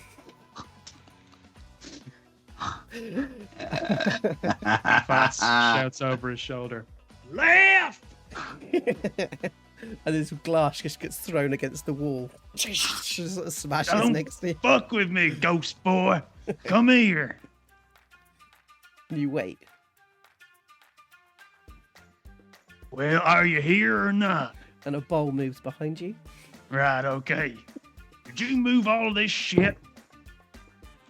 And then like these these little egg cups sort of get moved to say no on the floor. Oh, really? Didn't move none of this? And it just sort of like one of the egg cups moves. It gets put back down. No. Right. Me and you are gonna have a problem if this keeps happening. So let's fucking fight it out now then. You want to go? And as you're sort of standing shouting into nothing, what we see in the camera is a bucket begin to be raised behind you. Do you want to do a perception check? Nope. As it's like, suddenly it drops onto your head and you've just got this wooden bucket on your head. And then you feel it like conk, conk, conk. Phatts starts just wildly swinging. Okay, cool. He's got a bit of T-Rex arms that his muscles are too big that he can't physically take it off with his hands. So he's just swinging and turning his body. Let's do a quick attack roll and see if you hit him. Okay, so you're gonna be with disadvantage. Great. I just go So just good. any weapon attack. Oh, hang on. Why am I'm not able to select things. Hang on. There we go. So any weapon attack you want, I don't mind. But do it with disadvantage because you're blind. Great. I'll go for a Warhammer. That's how pissed he is. Warhammer two-handed. Which is actually a wooden spoon, like a massive wooden spoon. Come on, be shit. 7. And you swing around, and suddenly the thing gets taken out of your hand, and then like conk, conk, conk, conk, conk, conk, and it like bangs onto the bucket, and then you hear it drop onto the ground, and then you hear the door shut. And your left sort of stood there like. When you lift the bucket over your head. Well, he has to actually he can't reach it. He has to just lean forward and shake until it's moving off of his head. And he sort of like get it off. And he sort of lands on the ground. As you look around at the absolute carnage of the kitchen. Great. Now it looks like I did this. The good thing is you see that there's still some eggs and like there's still ingredients here for some unknown reason. Nobody knows. It's just the DM decided that there's ingredients in the kitchen. But it's just all the utensils. As you go over and you start searching through to try and find a frying pan. Can I do an investigation? Yeah, sure. -1 investigation. Let's see how that goes. That's an 8. That's an 8. Okay, cool. You find one that doesn't have a handle. You notice that the screws are lying next to it, as if the handle had been removed by somebody. But you know that your hands, you could probably handle it quickly if you just moved the frying pan quickly. You'd be all right. Yeah. Get it going. So Phatts is going to attempt to make a scrambled egg. But because he doesn't have any utensils, he's just gonna, when the egg's in the pan, he's gonna take his metal finger and go fuck, shit. I think it's also because I think what you've also done, you've gone to go grab like the egg whisk, like with the turny hands, and you've gone to pick it up, and as you picked it up, you realised that all the gears on the inside are missing, so it's just it doesn't do anything. So he's grabbed it just by the biggest part, and he's just vigorously trying to whisk. Does he put? Can he go into rage, by the way? He's going to rage. He's going to rage his way through this cooking. It's not rage cooking. This is not how you imagined your first breakfast in this manor house to go. No, and he's so many profanities are said about ghosts. As you can hear, as you suddenly hear a chair being like pulled away from the table. And without looking, he goes, I swear to fucking God, I'm not in the mood. And you just hear, I'm sorry. Oh shit. Do you need help? I could bake the bread. Hey there, little Rex. Sorry, Big Phatts is he's having a hard morning. It's okay. You haven't heard Mama trying to cook for 24 kids in the morning before school. It's fine. Well, you think you can make some bread? Yeah, that'd be great. And he goes, do you need any milk for your scrambled eggs? Absolutely not. Okay. And you see him sort of like, you know, when he kind of gets a chair, and you see this chair being pulled across, and he like climbs up on the chair and then kind of gets up, but it's like starts doing the kind of toast and kind of get things done. As you hear the door, someone come through the door, come down and just sort of like literally goes over your shoulder and puts the kettle onto the flame. But as they kind of lift it, the bottom falls out the kettle. Did you have anything to do with this? No. Did you? Do you think I'd fucking ask you if it had something to do with me? Well, if you had a guilty conscience, or was it him? Was it that little shit? Get I'm out not of a my little shit. fucking kitchen. I'm not a little shit. I'm a little bastard. All right, was it you little bastard? No. It's sort of like this big hand comes over and Big Phatts sort of ruffles his hair in the nicest possible way he can in rage. He chooses his non-scrambled egg hand. Was it Big Phatts? Was it Big Phatts? No. Oh. Somebody here has taken everything we need in this here kitchen. Utensils, handles, flour, for some reason mints.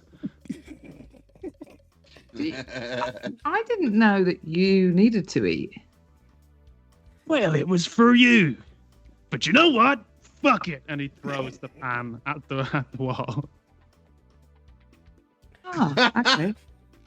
Well, I assume you've got a busy morning cleaning up this place then. Yeah. Let's go and do some cleaning. Can you do a wisdom saving throw, please, Phatts? What Big the Phatts hell? has definitely had the worst 12 hours so far, you know? Yeah, you goddamn right. He gets really angry. He obviously just gets angry. Oh, you fucking lose it. You lose your shit right now. Right. We are having a house meeting right now. And carry on. Oshi turns to Little Rix, even though she doesn't know his name's Little Rix yet. She was like, "Oi, little bastard, should we go out?" There. Yeah? Do you want to? Where should we go? I found this really good hot dog place while we leave Big Phatts to clean. No. Grumpy Big Phatts. All of us are meeting together to find out who stole all the cutlery. Maybe it was your mate from the bar, Big Phatts. I've spoken to Liv, and Liv told me I ain't done nothing. Why has Unky Phatts got foam coming from his cigar hole? I don't know. Maybe he's malfunctioning. Maybe we need to reset him. There, I'll get As I the told paper you clip. yesterday, Lil Rix, creamy snuff. Out of all the types of tobacco, there's many that I would like you to remember. And you look across and you see this big tongue sort of going across. And he just rolls out this huge cigar for you on his leg. He's like, Unky Phatts, go outside and have a fag.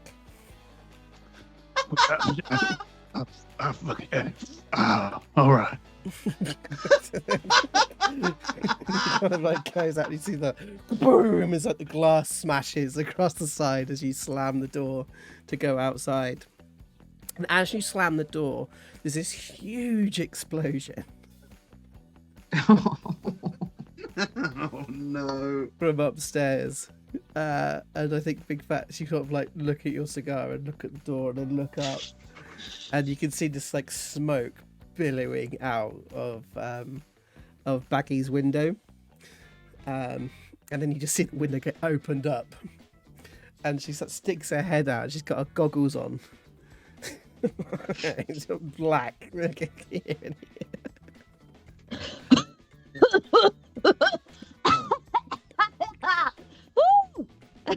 Well, that's nearly there. That's nearly there, Baggi. Oh, just shouting up at this. oh. Hi, Big Phatts. Nothing. I'm just working on something. I'll show you later. Oh, you're working on something, are you? As you kind of look down and you can see that there's like this thing sort of blowing in the wind. As it's like you see something land at your feet, which is this perfectly round like handle for a frying pan. It sort of lands at your feet. Phatts picks it up, and while still raging, he's gonna just fuck it as far into the north ward as he can. And I think Oshi and Little Rix have come up by this point, and she nudges Little Rix and is like, "We needed that, didn't we?" There. And Oshi's smoking. And it's like, do you want a bit of toast? Yeah. Well, I'll get coffee on tea. So I just wandered back over. As you see in that Superman moment where Superman like throws the American football and it goes off into nowhere. It's like, as you kind of look out, it's one of the first time you looked out at the street and you can see all the business people are like opening their shops. Like, morning. Morning. And you hear, good morning, from across the way. Howdy. Mighty fine day, ain't it? He sort of turns around and looks back at Oshi, who's sort of leaning against the door frame, having a fag. So are you going to say sorry for accusing me of stealing shit? I ain't saying sorry about shit. One lesson you've got to learn, Big Phatts, is I will never cook. So any shit that goes on in the kitchen ain't nothing to do with me. Very well. I'm starting to have my suspicions that your half-orc friend has taken every fucking thing we need in this house. Yeah, probably. As you sort of walk in and you go back through to the kitchen, sort of beginning to calm down. And you sort of walk into the kitchen itself, and you see that little Rix has managed to kind of get a couple of metal cups to boil the water in to start making the coffee, and he's grounded all the coffee with a fork, and he's managed to kind of make a couple of cups of coffee, and he sort of like nudges them towards you. I think it's a good blend. Thank you for bringing some tranquility to this otherwise shit show of a morning. And you kind of go to sit down in the chair, and as you sit down, one of the chair legs is actually missing, and you just fall back. And I'm guessing the coffee's gone everywhere? And the coffee goes everywhere. Actually, no, I guess you manage to get the coffee down. You know, like how if you fall into a pool, you manage to kind of keep the beer in the air? Yeah. It's that kind of thing. You manage to put the coffee back down, but you just fall. I'm just gonna stay down here. Can't fall any further. As you can kind of feel like little Rex is coming over and just like pouring the coffee into your... Should I call it your mouth hole? Is that okay to call it your mouth hole? Yeah. Just like it's like steam coming out. To add to the already steaming fats. Mm-hmm. And I think Oshi just sort of sat. Like, I think you've got a cup of coffee, a piece of toast, and a fag. Yeah. Like, how much butter does she put on the toast? Is it like inch thick, or is it just sort of very light? Yeah, and then she tastes it, see if it's salted or not. And I don't think it is salted, so she sprinkles some salt on top of it. Yeah, I'll give you advantage for that. Really lovely. Nice call back to Jeremiah. Thank you very much. And Rob also takes some advantage because that was absolute genius of me just torturing you for breakfast. Okay, so he sort of then, what we see is that he pours the coffee in and then he puts his hand up and sort of feels around and gets hold of another cup and puts it down onto a board. And like holds, I think it's something, it looks like a chopping board, except the chopping board's got a hole in it. It's obviously been cut out. So he's kind of put the coffee around it. He's got a bit of toast and some of your scrambled eggs that he scraped off the wall. And he goes off, and you see his little feet like tap tap tap tap tap tap tap tap tap as he kind of goes around. He goes up the stairs. He's got 2 cups of coffee on his thing, and the first thing he goes up, and he knocks on the den door. Mr. Pups. Dun, dun, dun, dun, dun. Mr. Pups. Okay, and he kind of leaves, and he goes up the stairs again to the loft. And he looks down and he sees there's cheese and bread on the floor. And he goes, "This will not do." And he goes over to the door and he bang, bang, bang, bang, bang. Who is it? It's me. Oh. What do you want? I got a breakfast for you. Uh-huh. And I think Baggi didn't even listen to his response at that point. She's literally like, what? Say again. I got breakfast for you. You haven't eaten in since yesterday. Oh. Can I Okay. come in? And then he just opens the door. I come in. And Baggi's literally like, okay, don't touch anything. Wow! Just be Wow! And he's like, just puts the coffee down, screaming in excitement. Yeah, okay. I can understand this is probably quite exciting. What does that do? And what's this do? What does that do? And literally, Baggi just drops a wrench and then just picks him up by the scruff of his neck, just so that she can control where he is. Okay. I will show you if you're quiet and you don't touch anything. Yeah. Okay. This over here. See that little box? Can I say something? Go on. Can I touch it? Absolutely no.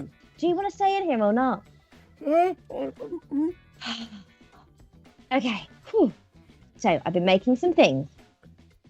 That little box there with the leather straps on. Do you see that? Mm-hmm. What do you think it does? It's like his brain is going into hyperdrive of all the things it could possibly do. And what piece of kitchen does he notice that's on it? It's like the from the ladle. It's like had the actual spoony bit like just snapped off, and then it's like the whoop, like that part that they can see. Does it make soup? Well, it used to make soup, but now, shall I show you? There. Can you hear from downstairs just, "There's no fucking ladles in this whole house"?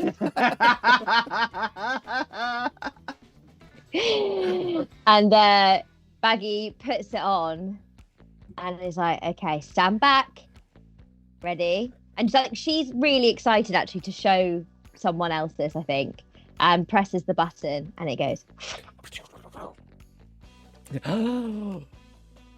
Put me down, put me down, put me down, put me down, put me down, put me down, put me down, put me down. And he's sort of like, his legs are going crazy. Okay. I will put you down, but you have to promise not to touch anything. Okay. What are you not going to do? Touch anything. Because you could get hurt. There. And then I'll be in trouble. Okay. Okay. Bye-bye. Like, let's go. As you let go, you notice his fingers are crossed. As he runs across the room and he grabs a ball and like chucks it at you. And as the ball kind of comes towards you, you go clunk. And it goes dunk and it bounces off. What did I tell you? I didn't touch the stuff, I touched the ball. Don't, literally nothing in here is okay to touch at the What does that moment. do? And it sort of like wanders over to this huge contraption. That is very, very important that you don't touch. Really important. If you touch it, it will go bang. And it makes him want to touch it more. I'm gonna do a little. I'm gonna do a saving throw on him actually. Just roll a d20 as it is.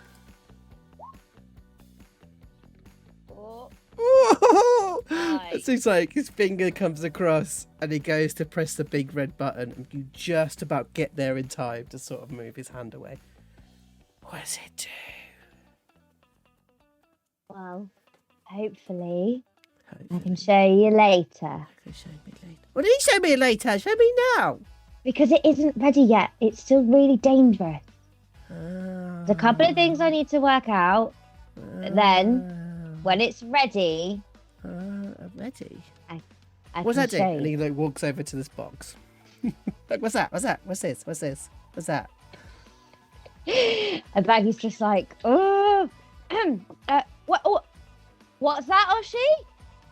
You are going to get some chocolate and cheese. Do you want to do a deception check? Yes, and I really hope it doesn't go well. Because I don't think she's great with kids. Persuasion. Oh, -1. Okay. Oh. And he picks it up. Bum ba bum ba bum ba bum bum ba bum bum. There's like this huge sound just like explodes from it. The windows all smash out like across the whole house. It's this humongous noise as little Rix accidentally casts Thunderwave using.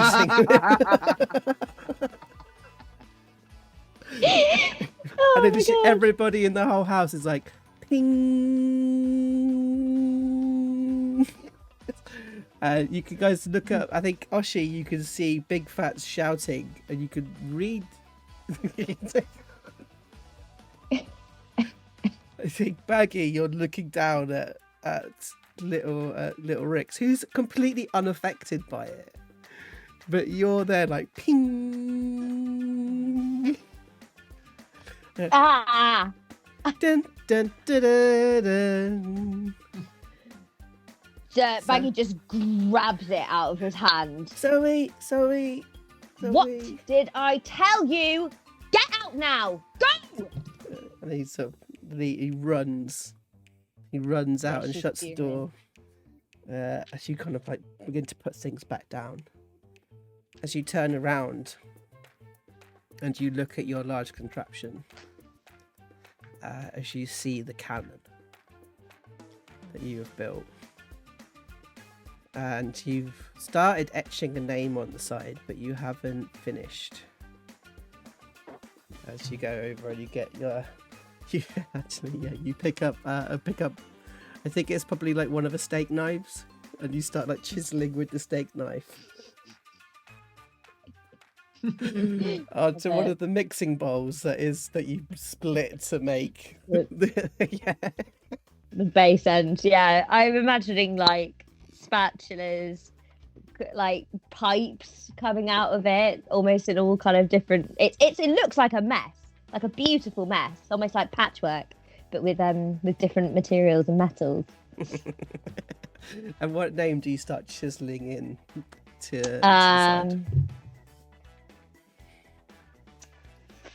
Thumper. Maybe just Thumper. Yeah. So you start chiseling. Yeah, you start putting Thumper, but you put like a bunny at the side of it. Yeah. A bit like these sort of like 1950s, like the women they painted on warplanes. So you kind of paint this kind of like, or chisel in this kind of rabbit on the side of the cannon. As Big Phatts, you can like, you're hearing like,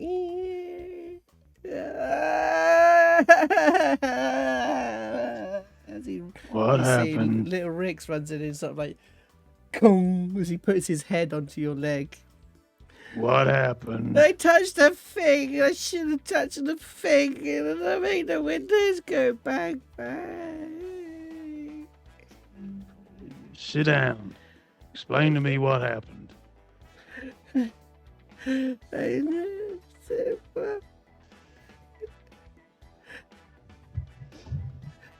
Come on.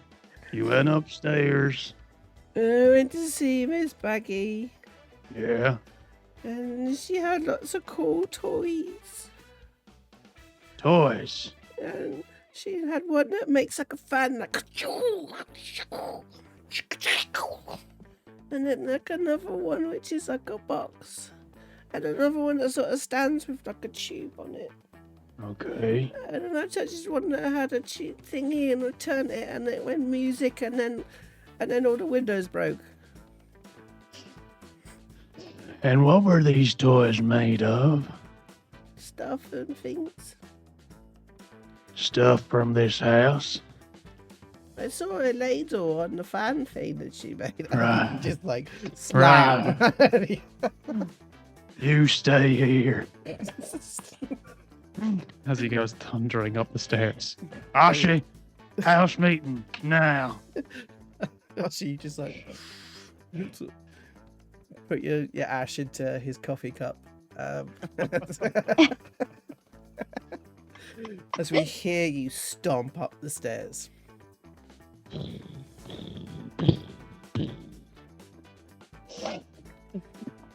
Miss Baggi, I think we need to have a word.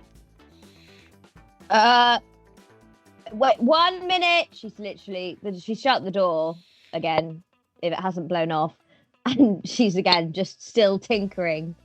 Like 1 minute, 1 minute, 1 minute. Your minutes are all up, Miss Baggi. I'm coming in. Wait. And Baggi goes over to the door and opens it just enough to see Big Phatts and is like, what? Tried to make breakfast this morning. And? Mighty difficult. Why? There's no fucking things in the house. They've all been taken and reused for something else. That is because I'm making something very, very important, and I will be able to fix some things, and I'll be able to recreate whatever I've used, okay?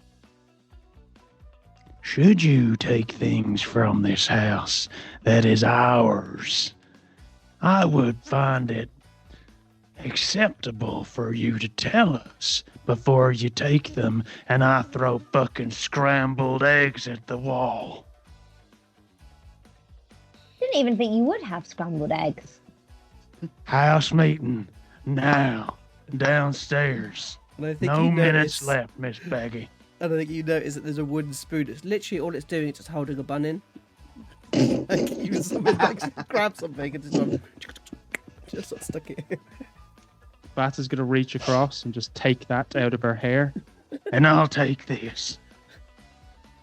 And Baggy's like really confused because whenever she's done this on like a mild scale before when living with Pups and Oshi, they've just sort of got used to it. They've just gone and like stolen more shit, you know? So she is very much like, that's weird. It's obviously not a morning person.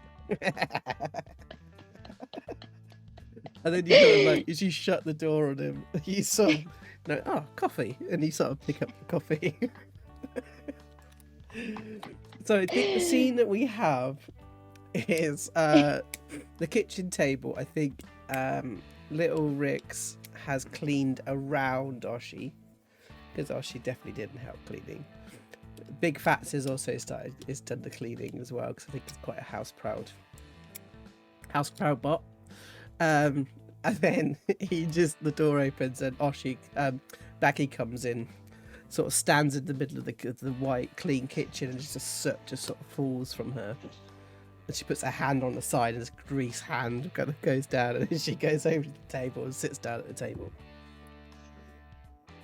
I'd offer you something to eat, but mighty hard to make anything in this house. Big Phatts. Baggi. I will sort it.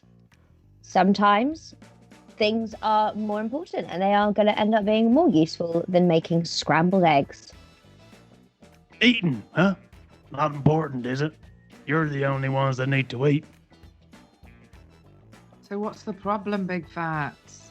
The problem is that we are now living together, and if you're gonna run this like it's your roost, we're gonna come into some trouble.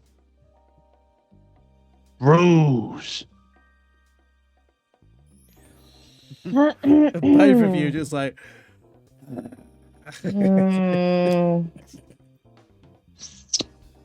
Baggy, that sounds like a threat to me. Did it sound like a threat to you? It's a fucking threat, all right. So it's interesting because we never came up with massive rules at ours, did we, Oshi? You lived in a shithole. Yeah. Welcome to the North Ward. Your house burnt down. But it was mighty clean before that. Well, now it doesn't exist, so... One more word out of you and you won't exist for too long either. Now that does sound like a threat to me, does it you, Baggy? Assume Definitely. everything I say from here on out is a threat. And then he stands up and sort of shouts it. As then, like, Oshi then stands up and starts shouting. As then Baggy sort of stands up and starts shouting. And little Rick sort of stands on, like, a cake stand, but the bottom part of the cake stand's gone, so he had to climb onto the top bit. And he just starts screaming his head off. As they're all sort of shouting together. As suddenly, suddenly there's somebody opens the door to the kitchen. Fucking ladle! What? Pups is just stood like shoulder against the door frame, and you can see just the congealed blood around the tattoo, and like single trails of blood just reaching out of this half mask that's jet black in the face, in the shape of like a twisted devil smile, and his sort of eyes sort of flip to all of you, says something, but you don't hear what it is because he just goes and blood just coalesces out of his mouth down onto his chest, and he falls. Mr. Pups! And sort of like little Rick sort of jumps forward. Sort of Baggy goes just towards like immediately runs over and casts Cure Wounds on Pups. So like your hand kind of comes down. And actually, how do you cast Cure Wounds? It was, well, I think for Pups. Please tell me use a kitchen utensil to do it. Yeah, it's gonna be it's going to be almost like a part plate, part waffle press type thing, Flavor. like a grid. And it's sort of, she literally places it almost like thinking that most of the wounds is coming from his face and around his top, his head. She's gonna gently place it either side of his neck, almost like a warming thing, almost like really focusing warmth and healing into her hands. As you notice, sort of like the blood begin to kind of move up his chest to reveal this huge black tree that's been sort of tattooed on their chest. They haven't woken up yet. As you look down at that smiling, grinning devil face. So what colour is it? It's like an onyx, so like a shining black. Shiny black. As you look down at the face. And I think your hand begins to kind of move towards the mask almost instinctively. Mm-hmm. Yeah, I think Baggy Baggy wants to see what's happened to Pups underneath, and so instinctively wants to take the mask off. And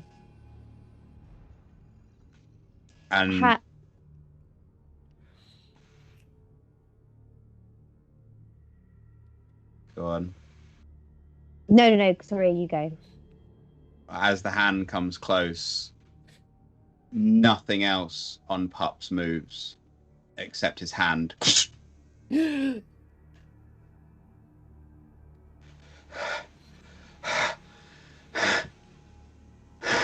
Little Rex, you go and break some more bread, okay? Okay. And it kind of wanders over it. That's getting the bread.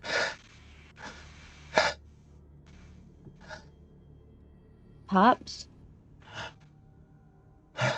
What in the nine-hells happened to you? And at the nine hells, Pups shivers. And just looks up at all of you. Were you attacked? No. Who did this then?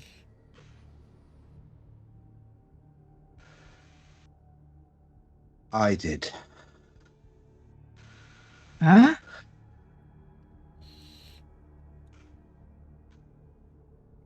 I have to tell you something.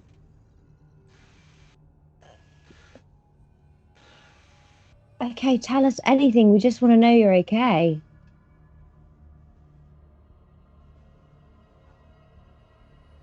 I'm not okay.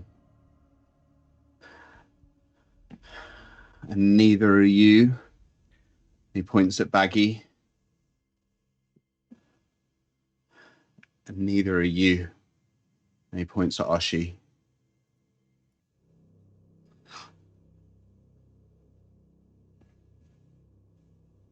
And it's because of me.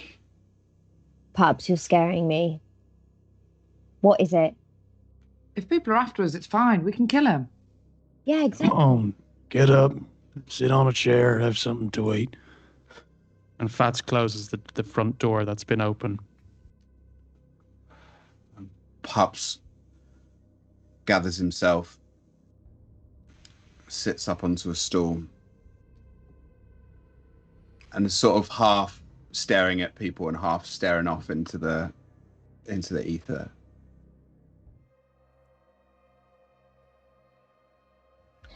Pups, this is too weird. What? If anyone's after us, it's okay. We'll just kill them. No. No, you won't.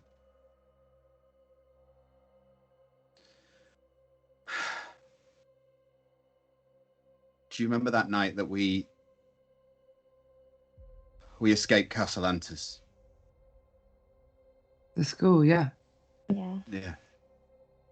And you came looking for me. And you saw me on a table. And you saw me kill Albus. Yeah.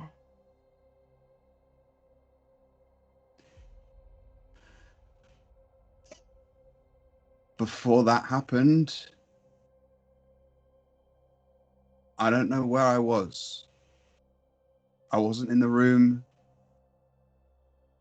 I was in a huge chamber somewhere. And there was this huge figure. And there were people screaming and shouting. And he said I was special. Who?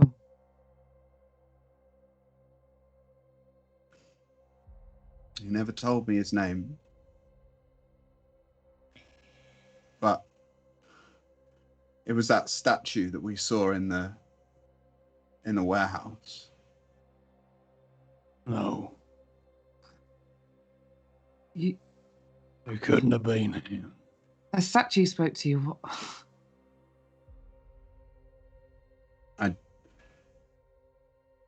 He was so real. He was so real, and he told me that the only way I could get out, the only way that I could be safe. God, I was just a kid. I didn't know what I was doing.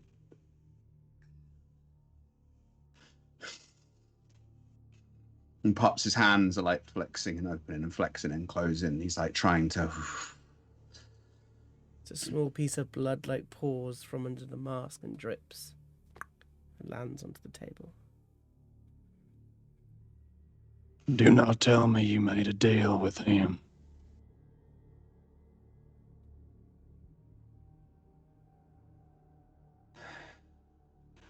He called it a contract. Fuck. What? He said the only way that I could get out was if I bargained my soul and the soul of one of my friends for eternity to serve after death.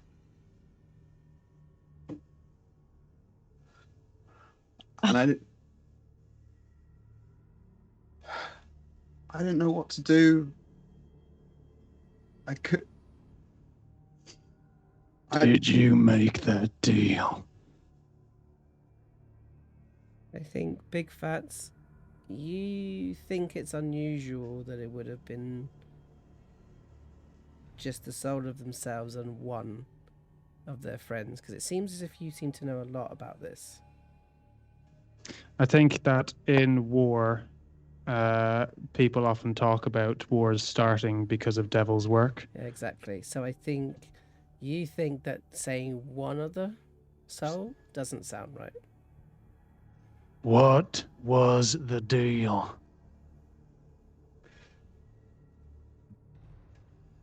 I couldn't choose. The whole deal, Pups. All of us. Fuck. All of us, me, you, and Baggi.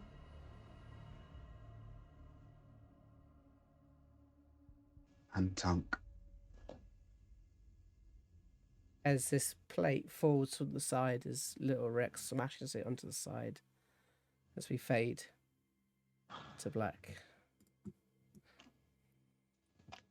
Oh.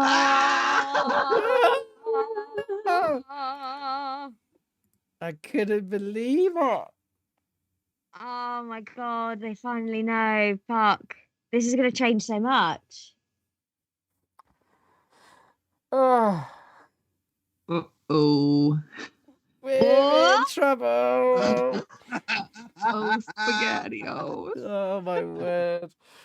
Oh, that was good. That was real nice. Thank you, Dan, for bringing that in. And everybody at home, thank you for your patience. It is such a typical moment. For the moment that Pups begins to talk, my internet drops. So we literally had to restart. But thank you for staying with us. It's a good thing that Baggy's taking all the knives. Yes. I can go and deconstruct one of my creations. Bring the cannon down. Well, yeah, I was thinking that. I was like, it's just going to go up and set it off. Wow. Oh, my word. Wow. Well done. That was so intense. That was really good. Just to sort of lighten the mood and go into some more mechanical stuff before we talk about everything else. So we've revealed Baggi as being an artillerist. Which is great. I got a little cannon. I love the cannon. So, and a couple of let us know spells. what that means. What does artillerist mean? So an artillerist, basically, it's an artificer who kind of hones their skills into creating things that can just hurl things, projectiles, that kind of thing on the battlefield, which I think is very much, it just felt natural for Baggi. Initially, I was like, oh, alchemist, and then there's that really cool one, Tasha's armorer one, but for some reason, I think the artillerist just called out as like taking stuff and making it, and how does it work, and kind of keeping back from it all and taking them all and kind of helping out slightly more from afar. And I think as well, just an eldritch cannon is just cool. It's just great. You also get to And I you get to have a believe pistol higher later. levels, you get two eldritch cannons as well. Yeah, and you can shrink them, right. so you can turn like wands into guns and stuff. It's fucking cool. Oh, wow. So that's It's really, really, fucking really sweet. So that's Yeah. gonna be wicked to see what happens when you start getting those out. Yeah. But wow, Wowza! Hell of a session. I think we should turn the tavern into a funeral director's home. We can do. You Never have runs a out of think. business. Have a think about what you want to do with this business as well. If you guys are still together at the end of all of this. Breakfast. It's the Breakfast Club. I have got a great picture on our Discord, actually. If anyone wants to go have a look at the Discord, Stuart put Big Phatts after episode 6, and it is an absolute genius picture of what a Warforge would look like. So yeah, go check that out. It's on the general chat page. So thank you very much, everybody, for joining us. For this wonderful Easter edition of Waterdeep Mallrats Dragon Heist. We're going to end a little bit earlier than we normally would, but I think you guys have been amazing. Thank you for staying with us, and thank you to you guys as well. You are absolutely wonderful players to kind of play with and to be able to do some really challenging material. If there is anything you want to talk about in terms of the material that came up today, I know it's pretty hard. I'm really up for you guys to message me or anything like that so I can chat about stuff. Totally cool. But what I am going to say is keep planning heists against your landlords and stay cool. Have a good time. I'll see you soon. Big love.